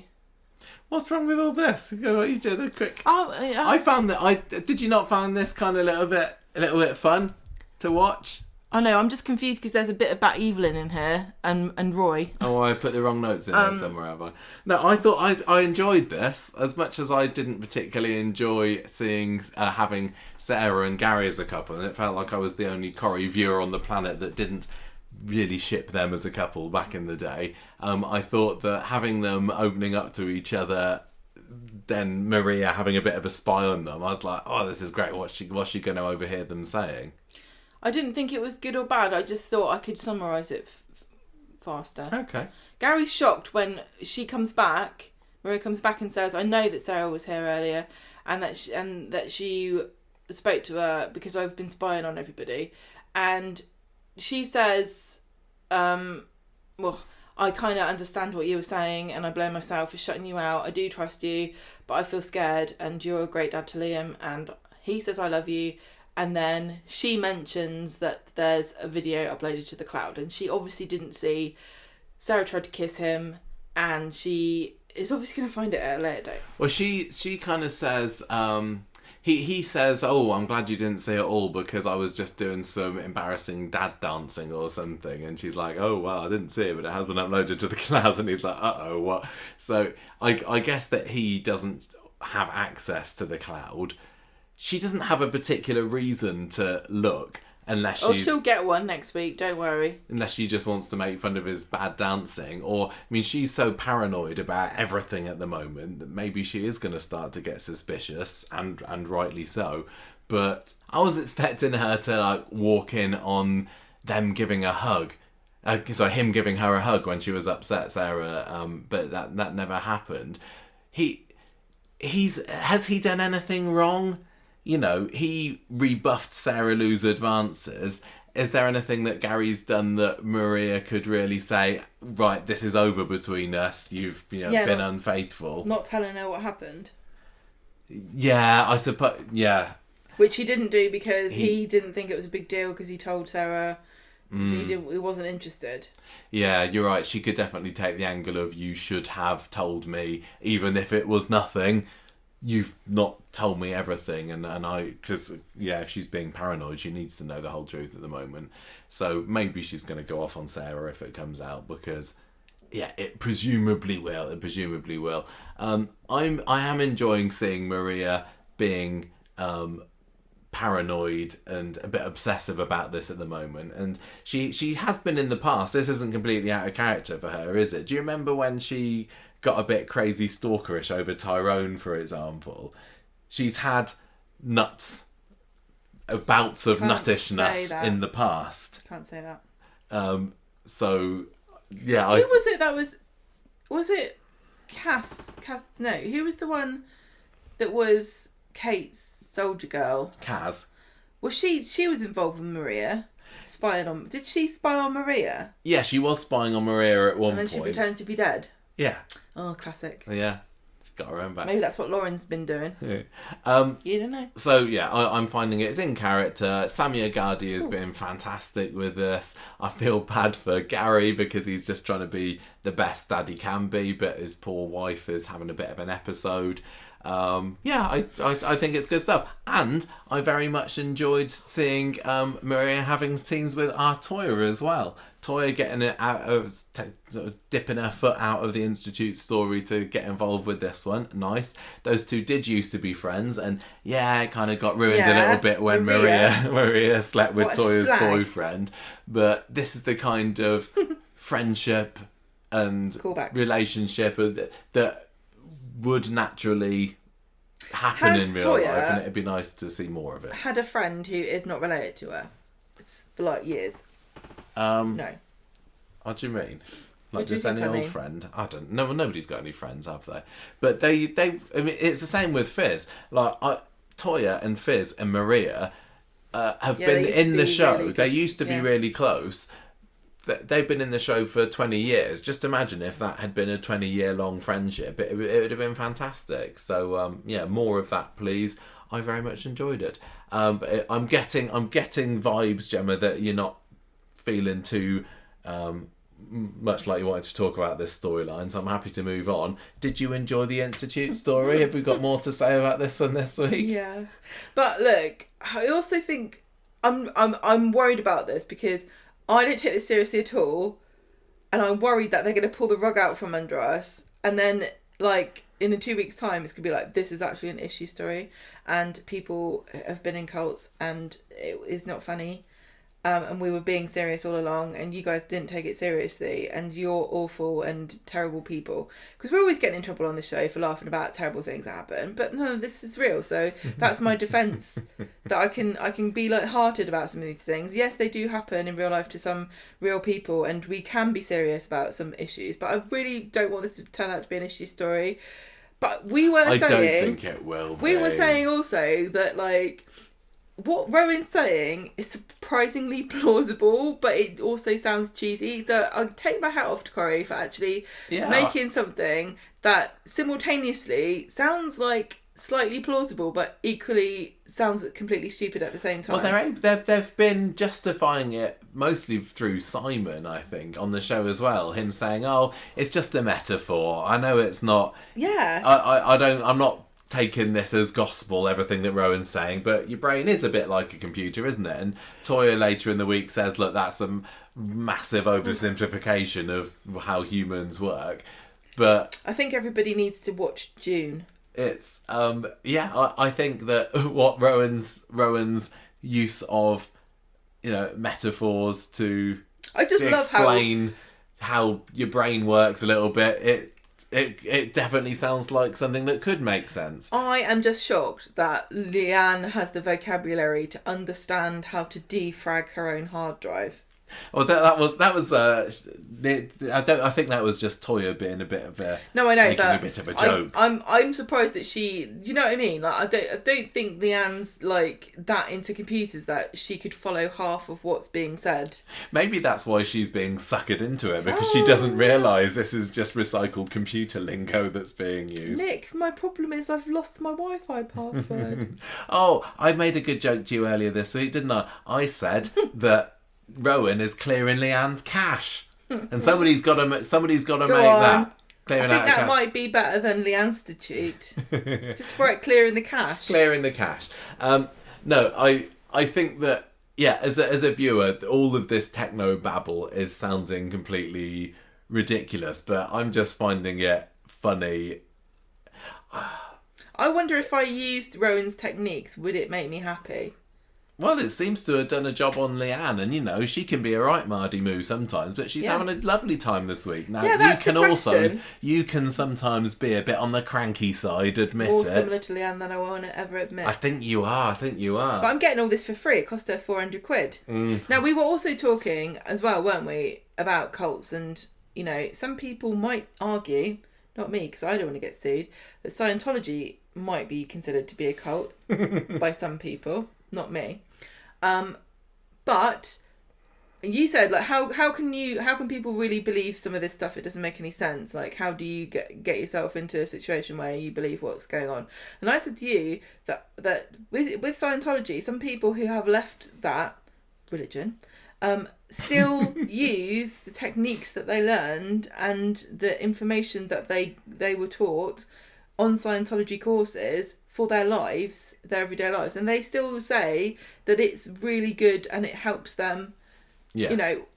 I can't really tell anybody that their perception of what is helpful to them in life is wrong or right. The problem comes when you're giving money to something and it doesn't work. Well, it's manipulating you. The thing with this story at the moment is that apart from the fact that he's taking money from her, there's no like really sinister side to anything that Rowan's doing that we've been shown at least, and I'm waiting for it to go just that little bit more insane and dark and exploitative, because at the moment he does just kind of feel like a life coach that's maybe got slightly higher rates than you might be expecting to pay for that kind of counselling. And the scariest thing is he's making Leanne smile.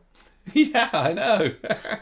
Which, if you know Leanne, is terrifying. There's got to be something that hopefully comes soon where we see, whoa, that's red warnings flags should be being flown all about you here, Leanne. Why aren't you spotting this? It's when you separate people from their support systems and then you start making it like you're the only person they can turn to, and that's when it starts to get, and then also taking loads of money. Yeah. But plenty of firmly established religions, I've heard they send around a bowl sometimes for people to put money in.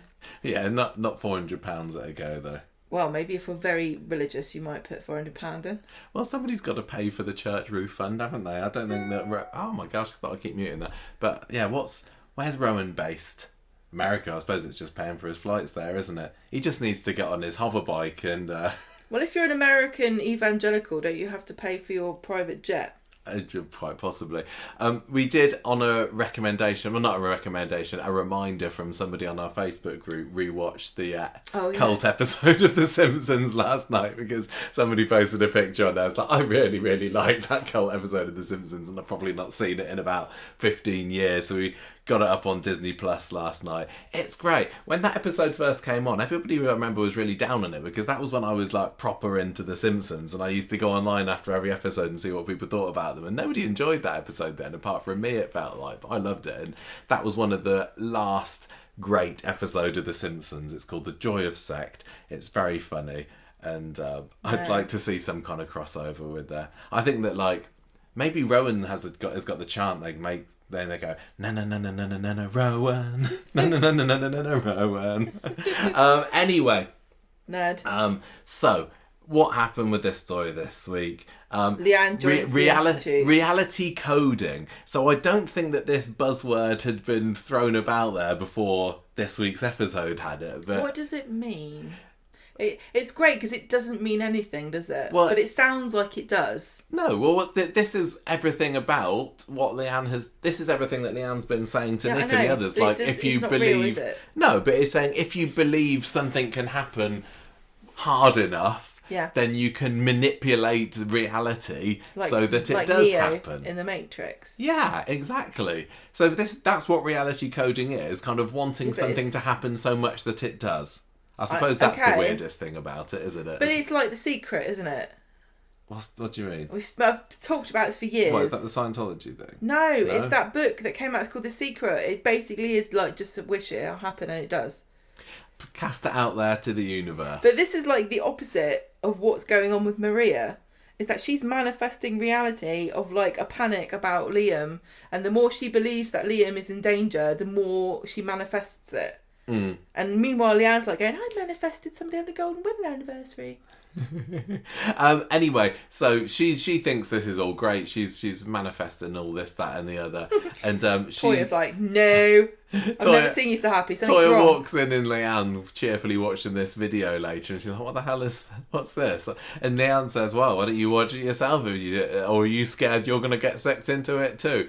So later on, Toyah's doing the ironing back at the flat. Simon why comes is she ironing Nick's shirt? Ironing Nick's shirt. She's got to pay for her bed and board somehow, hasn't she? And Simon's telling her, yeah, the Institute's great. You know, your brain is just like a computer, innit? Reality coding is just a metaphor for mindfulness. It's all good.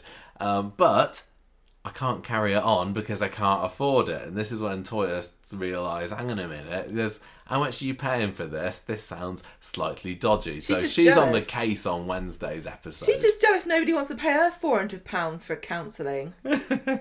Well, she's turning down offers to use her elite counselling skills on Friday, isn't she? Because Maria says, will you counsel me, Toyah? And she's like, no, don't do that anymore. Actually, she will. Oh yeah, she says she'll have friendly chat over tea and biscuits with her, but I don't know whether we'll get to see any of that. I hope we do. I bet you she doesn't charge far off of this, because I think therapy costs loads of money. I don't know. I don't think it's far off, like, a session being £100. I don't know, though. Did I read somewhere that, like, therapy is so much more prevalent in America? Yeah, and everyone's got a therapist there. Yeah, of course it is. So maybe somebody over there can tell us, like, are Rowan's rates reasonable, or is he a little bit on the steep side? When we were at university, I had a friend in America, and he told me his neighbour's dog was on Prozac. And I was like, all the things I've heard about America are true. So I'm loving that Toyah and Nick are both just finding this utterly ridiculous. There's been a couple of scenes, hasn't there, this week where they've got their heads together and said, this is utterly nuts, and kind of scoffing at the ridiculousness of the Institute. But this is how insidious cults are and how they work, to a certain extent. Relying on what? Relying on the friends and family of the people that they're trying to entrap, telling them it's a load of rubbish so that they can say, well, distance yourself from them. Make an out group and an in group and shun those in the out group. And it's also the same thing as what these Nigerian prince scams. Like, they deliberately outlandish because it helps to filter the people out who aren't gullible. Yeah. Anyway, what's been going on? Not that I'm victim blaming. So Nick's telling Leanne, you can't code reality. I meant vulnerable. I know. It's ridiculous. And she's busy watching the videos later in the bistro. Toyah's trying to run ragged because Leanne's just zoned out and is watching The Amazing Rowan. So then Toyah gets chatting to Debbie about it, who's like, oh yeah, Rowan's been staying at the Chariot Square recently. He's going back to America soon though, thank goodness, because to be honest, he never stops talking. And we learn that Debbie also believes that reality coding is a right load of old pony. So Toyah goes to the hotel and introduces herself to Rowan and says, oh yeah, I've heard about the Institute. Wow, reality coding sounds amazing. Tell me more about it. And she manages to keep up the act for a good 30 seconds that she's interested in it, but her cynicism soon breaks through. She lasts a bit longer than that, but yeah, she just... No, you're rubbish. It's more like, it's not just you're rubbish, it's like, well, actually, I'm a trained counsellor. Yeah. Don't know whether you realise that. It's a load of baloney. Yes, and she managed to keep the secret that Spider was an undercover cop for longer. Yes, she did do that. So he's like, I don't want to be dealing with you. Off he goes. So she then heads back to the bistro and tells Nick that she's been speaking to Rowan. What a load of old rubbish he was spouting. Can I just and say he's something? fleetingly... You've made me lose my stride now. Go on. Sorry, and he's fleecing Leanne. Yeah. Is saying I'm actually a trained counsellor, like saying I'm a garlic salesman to get rid of a vampire. Like the same possibly. way, apparently, my friend told me that you can say you're excommunicated and makes Jehovah's Witnesses leave you alone. Oh yeah, okay, maybe. So Nick, after hearing this from Toyah, checks his bank account and realises that £400 has been transferred to the Institute already. He confronts Leanne about it and says, oh, well, yeah, she gets really defensive and like, well, if you're that bothered about the money that I've spent, you can take it out of my wages then. Hang on a minute, Leanne. Whose money are you spending here? Whose money is this? It's the family account. Take it out of my wages. Well, it should be coming out of your wages. Yeah. That's how you pay... Leanne, that's how you pay for things. What have you been doing this whole time? Your wages are the money for buying things. Don't use my money. No wonder I'm so poor and squinty. That's the other thing. Nick's so perfect about this because he always has got a look of bafflement on his face, and it's just perfectly suited to his reaction to the Institute. So Leanne's talking to Toyah about this later, and Toyah's saying, look, Rowan has latched on to what happened between you and Ollie. No. Ollie dying. You make it sound like Oliver died as a result of a personal dispute. He's taken advantage of you, and I wish that we'd seen a little bit more of this. Unless I've missed it, we haven't seen Rowan specifically playing the dead son card. There's no hint so far from the Institute that Leanne is one day going to be, I don't know, what's a suitable computing metaphor?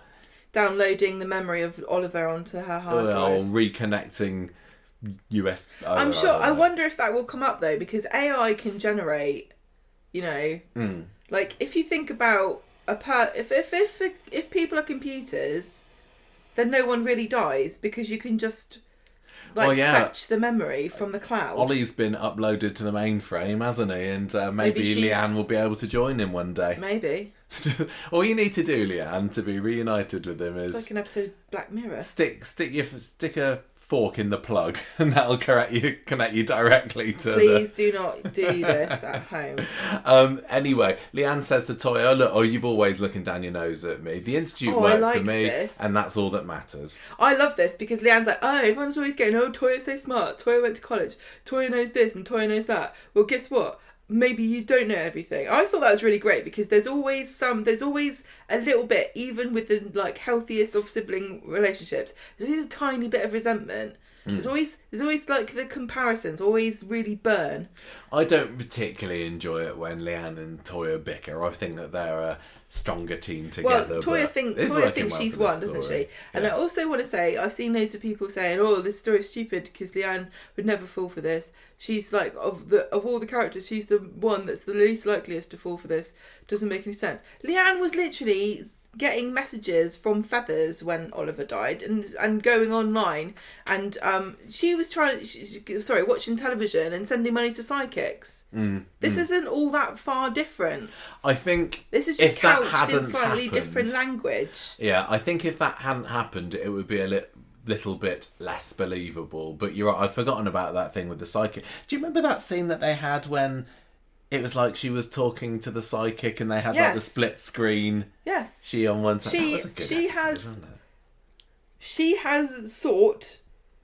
I'm being as tactful as I can. She has sought solutions for the grieving process that she's gone through with Ollie from unconventional places before. And she obviously has a belief in something beyond like the normal kind of way of thinking. She's open-minded to different ways of viewing the world, and in her search to kind of assuage this grief and guilt that she's got.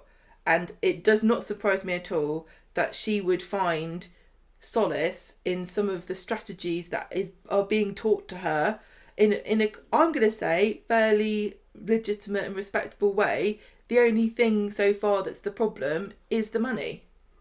Yeah.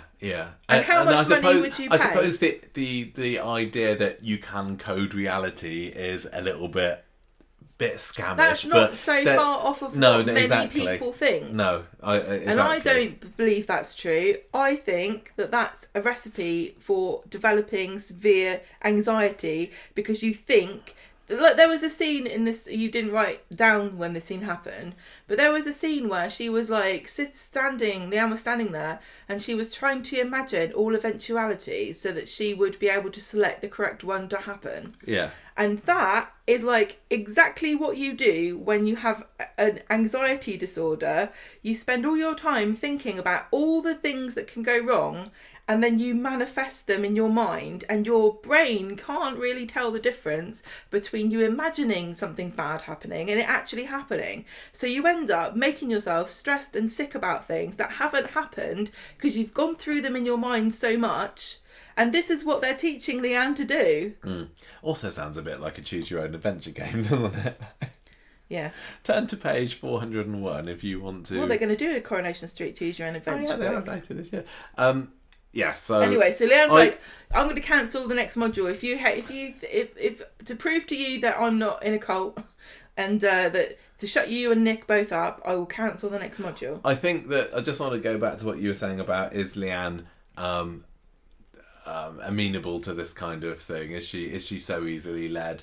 I think that, 5 years ago I'd say no way, and I think that when she was a bit spiritual and unconventional, as you said, with her beliefs in the Ollie storyline, I think then we said, this doesn't fit right with what we believe Leanne's character to be. She seems a bit more kind of switched on and a bit more realistic, and doesn't... Grounded. Yeah, and grounded, and wouldn't put her faith in something that she can't see. But I think it fits now, but I do think that she's maybe fallen for it a little bit quickly, or we've not seen her having any kind of skepticism.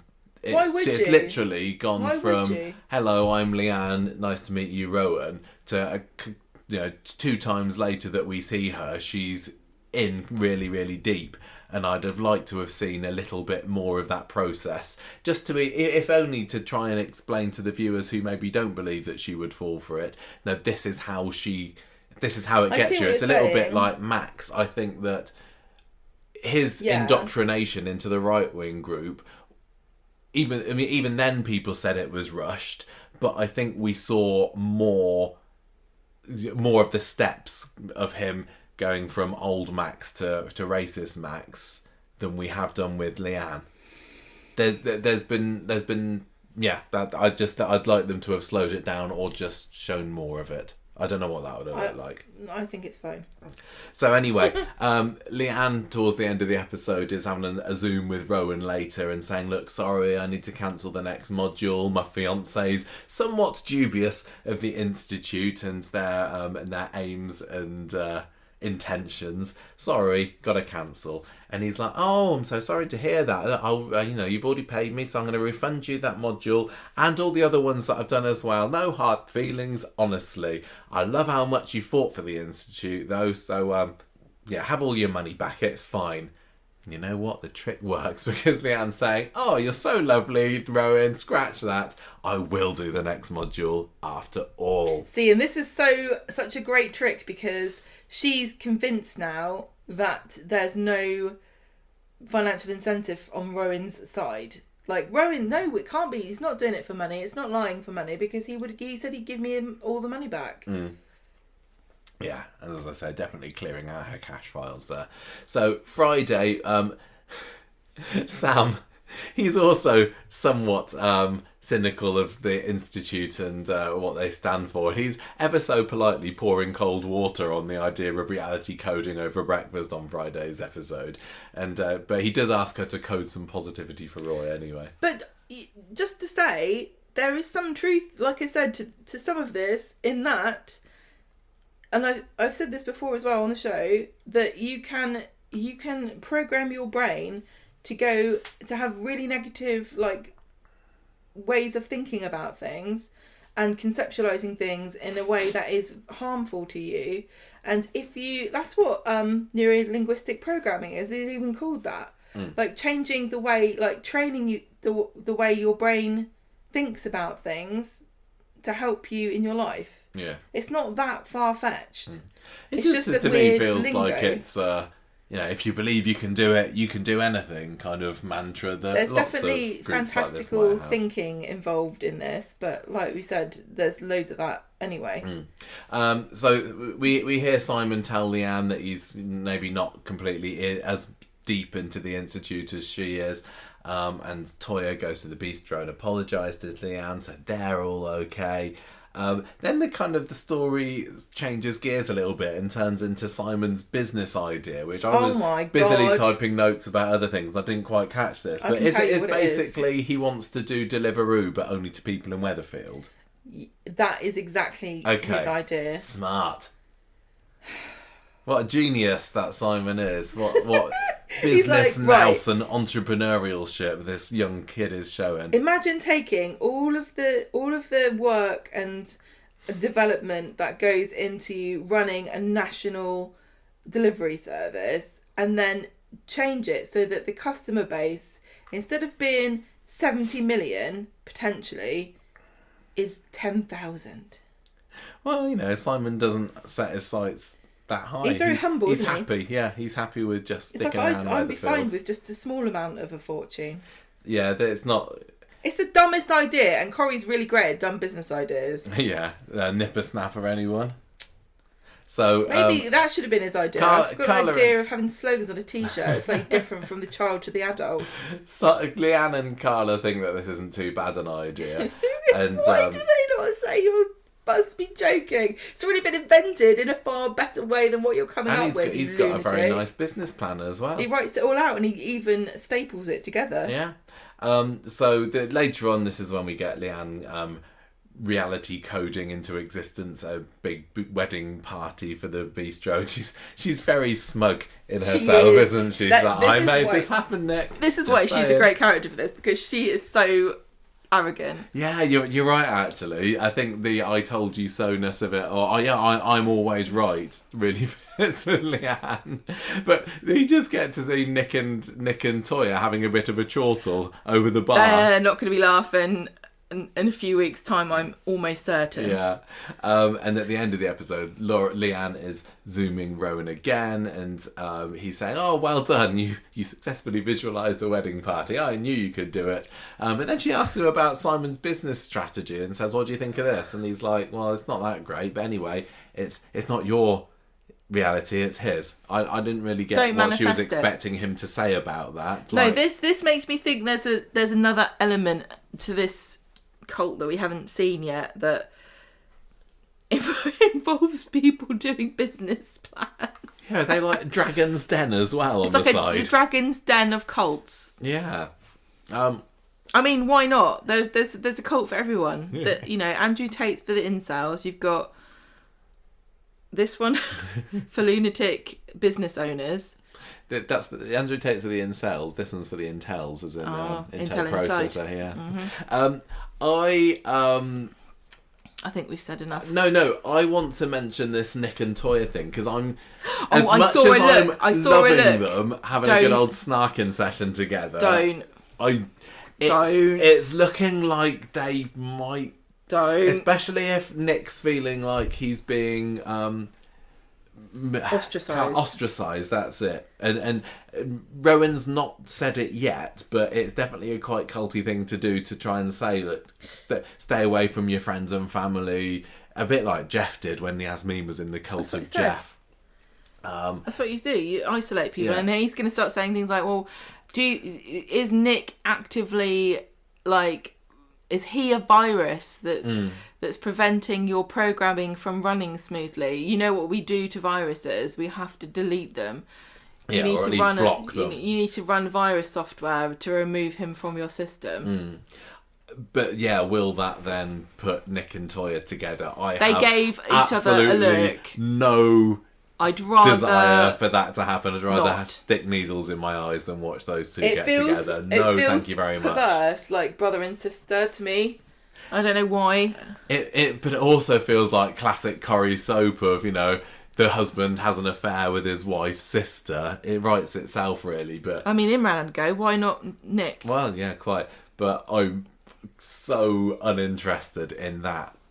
Okay. Again, it's don't dilute a cult story by making it into an affair. That classic. This is already fun enough as it is. I'm just loving it. Every time that Leanne comes on screen now, and it's not often that this happens with me, I'm like, yes, it's Leanne. What's she gonna do now? Rowan, I think he's amazing, and the actor who playing him, I can't remember what his name was, really charismatic guy. I want to see more of him than just on the other side of the computer, so I hope he's back in Weatherfield again soon. I really want this storyline to run just for the nutsness of it, and I don't need it to get too dark. I just want to enjoy the silliness of it, really. And they still got to mention the cult of Nirab. This is definitely the elephant in the room. They can't do it because it sounds so dumb. Has seen a cult before and helped try and rescue somebody from one. They would never call it the cult of Nirab. But no, it was called the Etheric Foundation, wasn't it? Yeah. It has got to be mentioned. It'd be weird not to, but who knows.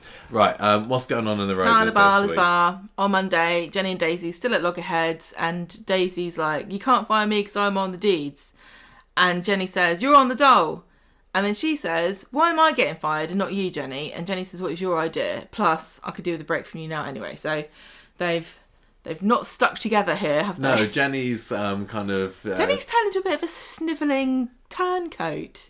I still love her, but she's really not got Daisy's back here. She's perfectly happy to throw her under the bus. And but I have said that about Jenny, though. I don't think she's a very strong-willed character all the time, which is interesting and different, because I think sometimes Corrie can kind of like make it seem as though anybody can be have moral backbone, but I think it's clear that most people really don't. Yeah, Jenny's kind of just feeling relieved that she's somewhat off the hook at this Yes. point. Even, her main worry at the moment is, how on earth am I going to pay Carla back? Carla's declared herself Lord and Chief of the Rovers. Yeah. It's not a bad strategy for Carla to turn on. And I think Daisy. in her head, she likes the idea that Daisy's the one that instigated this whole. Of course, it protects her ego. Steal Stephen's money, but and also it gets like rid somebody of. said later this week, you're a big girl, Jenny. It gets rid of her problem that she didn't get on with Daisy being co-owner. Yeah, exactly. So Ryan and Daniel are chatting, and Daniel says what Bethany did wasn't right, accusing Daisy of stealing Stephen's money. Oh yeah, so this is just to show that at this point in the week, Not everybody knows. us Daniel does not know. So Daisy goes round to Carla's flat because she wants to see Ryan. He won't let her in and tells her that Carla thinks they shouldn't be seeing each other anymore. And he's like, I can't believe you stole Stephen's money and lied to me for all that time. I feel like an idiot. And so she realises she can't get through to him, so she leaves. Then Daniel finds her in the pub later, and she's really awkward, but he wants to talk to her, and so she admits that she did steal the money and things were really bad, and that's why she did it, because that was the way to make things better. Oh, this isn't the pub, this is the cafe, wasn't it? And Daniel's like, I can't believe this, and then he tells her to do the right thing. So she comes back to the pub with an envelope of cash of some of the things that she's managed to return. Yeah, bags and Yes, bags and sunglasses and things. And she says, I'm really sorry. And she's like, I don't want anything from you. I'm just telling you I'm sorry and I shouldn't have done it. And then she goes. But I think Ryan overheard this and probably has been tricked into thinking that she's a good person from this speech that she gave. And he tells her that she's been punished enough and Carla will come around and he's in love with her and he can't stay mad at her for very long. So on Wednesday, Rita finds out what's happened because she overhears Carla and Jenny talking about it. And this is when Jenny's trying to throw Carla under the bus. And Rita's like, right, I need to talk to you. So she unloads onto Rita what's happened, and Rita's like baffled about this and like, why is everything being blamed on Daisy?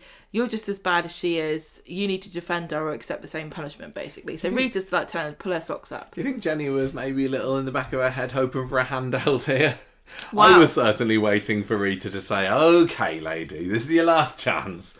I said to you, this is all Rita's fault for not giving Jenny the money to start that salon all those years ago. 93, yeah. She had just given her the money then, none of this would have happened. And she'd be happily cutting hair somewhere in Cheshire, wouldn't she? Yeah. Rita. You old dragon with your bundles of cash. As if she's never done anything wrong herself as well. Bethany comes storming into the pub later, demanding an apology from Daisy because she was right. She knew that they'd stolen the money and she was made to look like an idiot and everyone was mean to her. And then Jenny decides this is the point at which to defend Daisy and kicks Bethany out. And Daisy's surprised that Jenny's taken her side.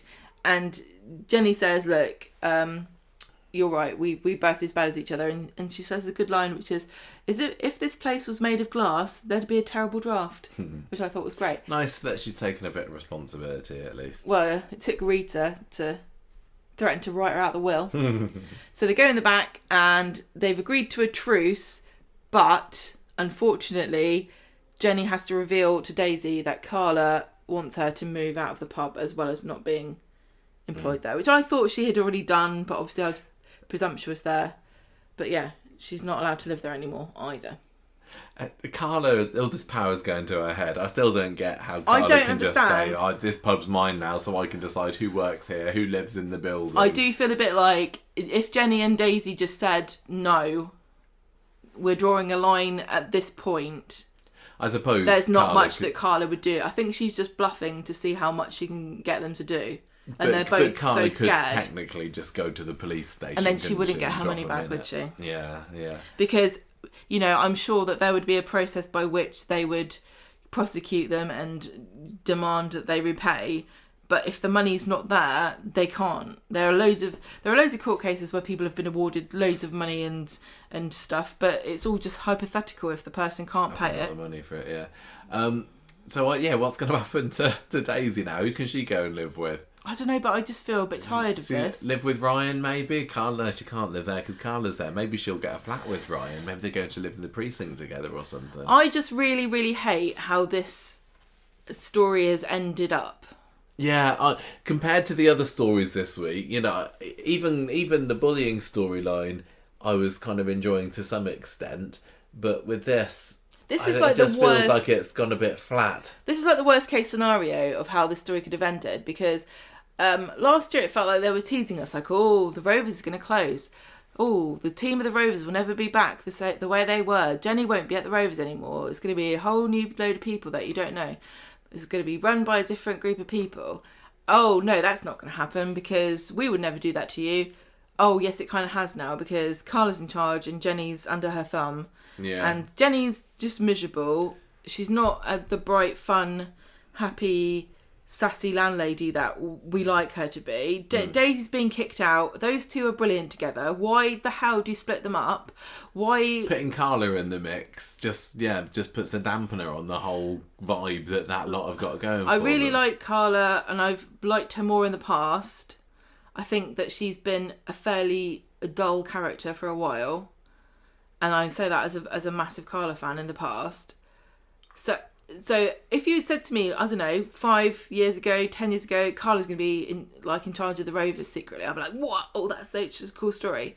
How have we got to a stage here where the Rovers is in such a dire mess and two massive, great, big, brilliant female characters are in charge of it, and I'm just thinking this is a bad move. There's no energy, and it doesn't feel like there's any end in sight as well, because she can try and cream off the top of the profits as much as she likes. Indefinitely. It's still going to take a decades. lifetime to repay the money that they've stolen from her, because the Rovers isn't doing so well at the moment. There's no way that this story's going to end and without a magic wand. Yeah, I really don't know what it's going to be a cop out. Yeah. So well done, Corrie. You've taken. It feels like they've written themselves into a bit of a corner with this one. They maybe there's people saying, you just wait and see. But if all you just wait and see is they get another visit from the magical money fairy, whoever that is in the form of, then it's not worth it. It's sadly not particularly working for me, this story. Speaking of money, we also had Ed having his visit from the magical money fairy on Monday's episode. The fire insurance money's come in. Basically, the story here is he's saying, I'm not going to use it to pay off my debts, I'm going to buy some tools. And then he overhears Dee Dee and Michael worrying about that decision, so he's like, oh, actually, no, I will use it to pay off my debts after all. So what's his plan? Oh, no, he asks to be a handyman. Yeah, he wants to be... he tries to get some work, but it seems like his name's been blacklisted because of all his dodgy gambling. But don't worry, Debbie's got work for him very handily. Just for a little bit, handyman at the hotel, do you want the job? And he bites her hand off. Didn't something happen with a radiator last time he tried Yeah, he electrocuted himself, didn't he, last time he did something at the hotel? Hopefully she's got that fixed since then. She's not reviewed his CV. It says here that you got electrocuted last time you worked here. Do you think that might be a problem again? Yeah, because that was the story that led to the hotel or Debbie going bankrupt, and then they had to rob the Rovers, the bistro, didn't they? Her and Ryan. Debbie, this could be the worst decision you've made. It's nice to know she's buried the hatchet with old Ed. With Rowan seeming to be based at the hotel at the moment, I wonder whether he's off to America, don't forget. Well, he's in America now, isn't he? But I'm just saying, if he comes back again, I mean, I'm assuming that we're not just going to have him on video link for the rest of the story. Maybe Ed's going to uncover something untoward with the Institute, with his handyman work there. I don't know. And also Eliza's back from Germany. Hurrah! But she says that she's going to probably stay there. And that's all that we got to say. And everyone went, no. Story. I was like, no, Eliza, stay, really. Okay, so that was the week. That was this week. On the whole, pretty good. Although the Ed, the Carla, and to some extent the Mason story didn't quite do it for me. It felt like most of the time for this week's episode was dedicated to the stories that I was interested in. And also the Maria stuff today with her and Gary and Sarah, that I was just as much as invested in that as I was the other stuff. So yeah, it was a pretty decent week. I'm gonna say I might do four defragged hard drives out of 5 this week. What about you? I just feel like I'm being influenced by people hating the Roy story, the Lauren story. It's kind of like they're weeing on my cornflakes a little bit by not liking it, but there's loads of things I don't like that everyone else loves. Well, you know what I mean? It just kind of leaves. It just makes me feel bad because I want everyone to enjoy the show. Everyone to enjoy all of it. Everyone has to enjoy everything that I like.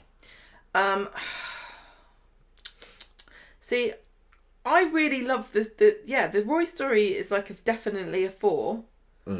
But I'm so mad about what they've done to the Rovers, and it baffles me how they think that splitting Daisy and Jenny up and turning Jenny into the saddest landlady in the history of the Rovers.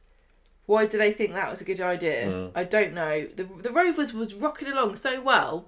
That team was brilliant. We said that, and when they kicked them all out that time. We've also had a complete lack of Glenda again this week, haven't we? Glenda's brilliant. Okay, so I'm gonna have to give it 3.5. Potentially fat dogs who need a walk. Character of the week, right? Wise. I mean, he didn't make all the best decisions, but probably Roy. Yeah, David Nilsson, flawless performance as always. That goes without saying. He made some poor errors of judgment, but like I said earlier, I still wouldn't say that it was completely out of character for him. So I'd possibly like to go for him. I mean, Toyah I also enjoyed this week. Evelyn's always great. Roy I think for me. Same Roy. With you? Mm-hmm. Great, okay. Not a bad week then.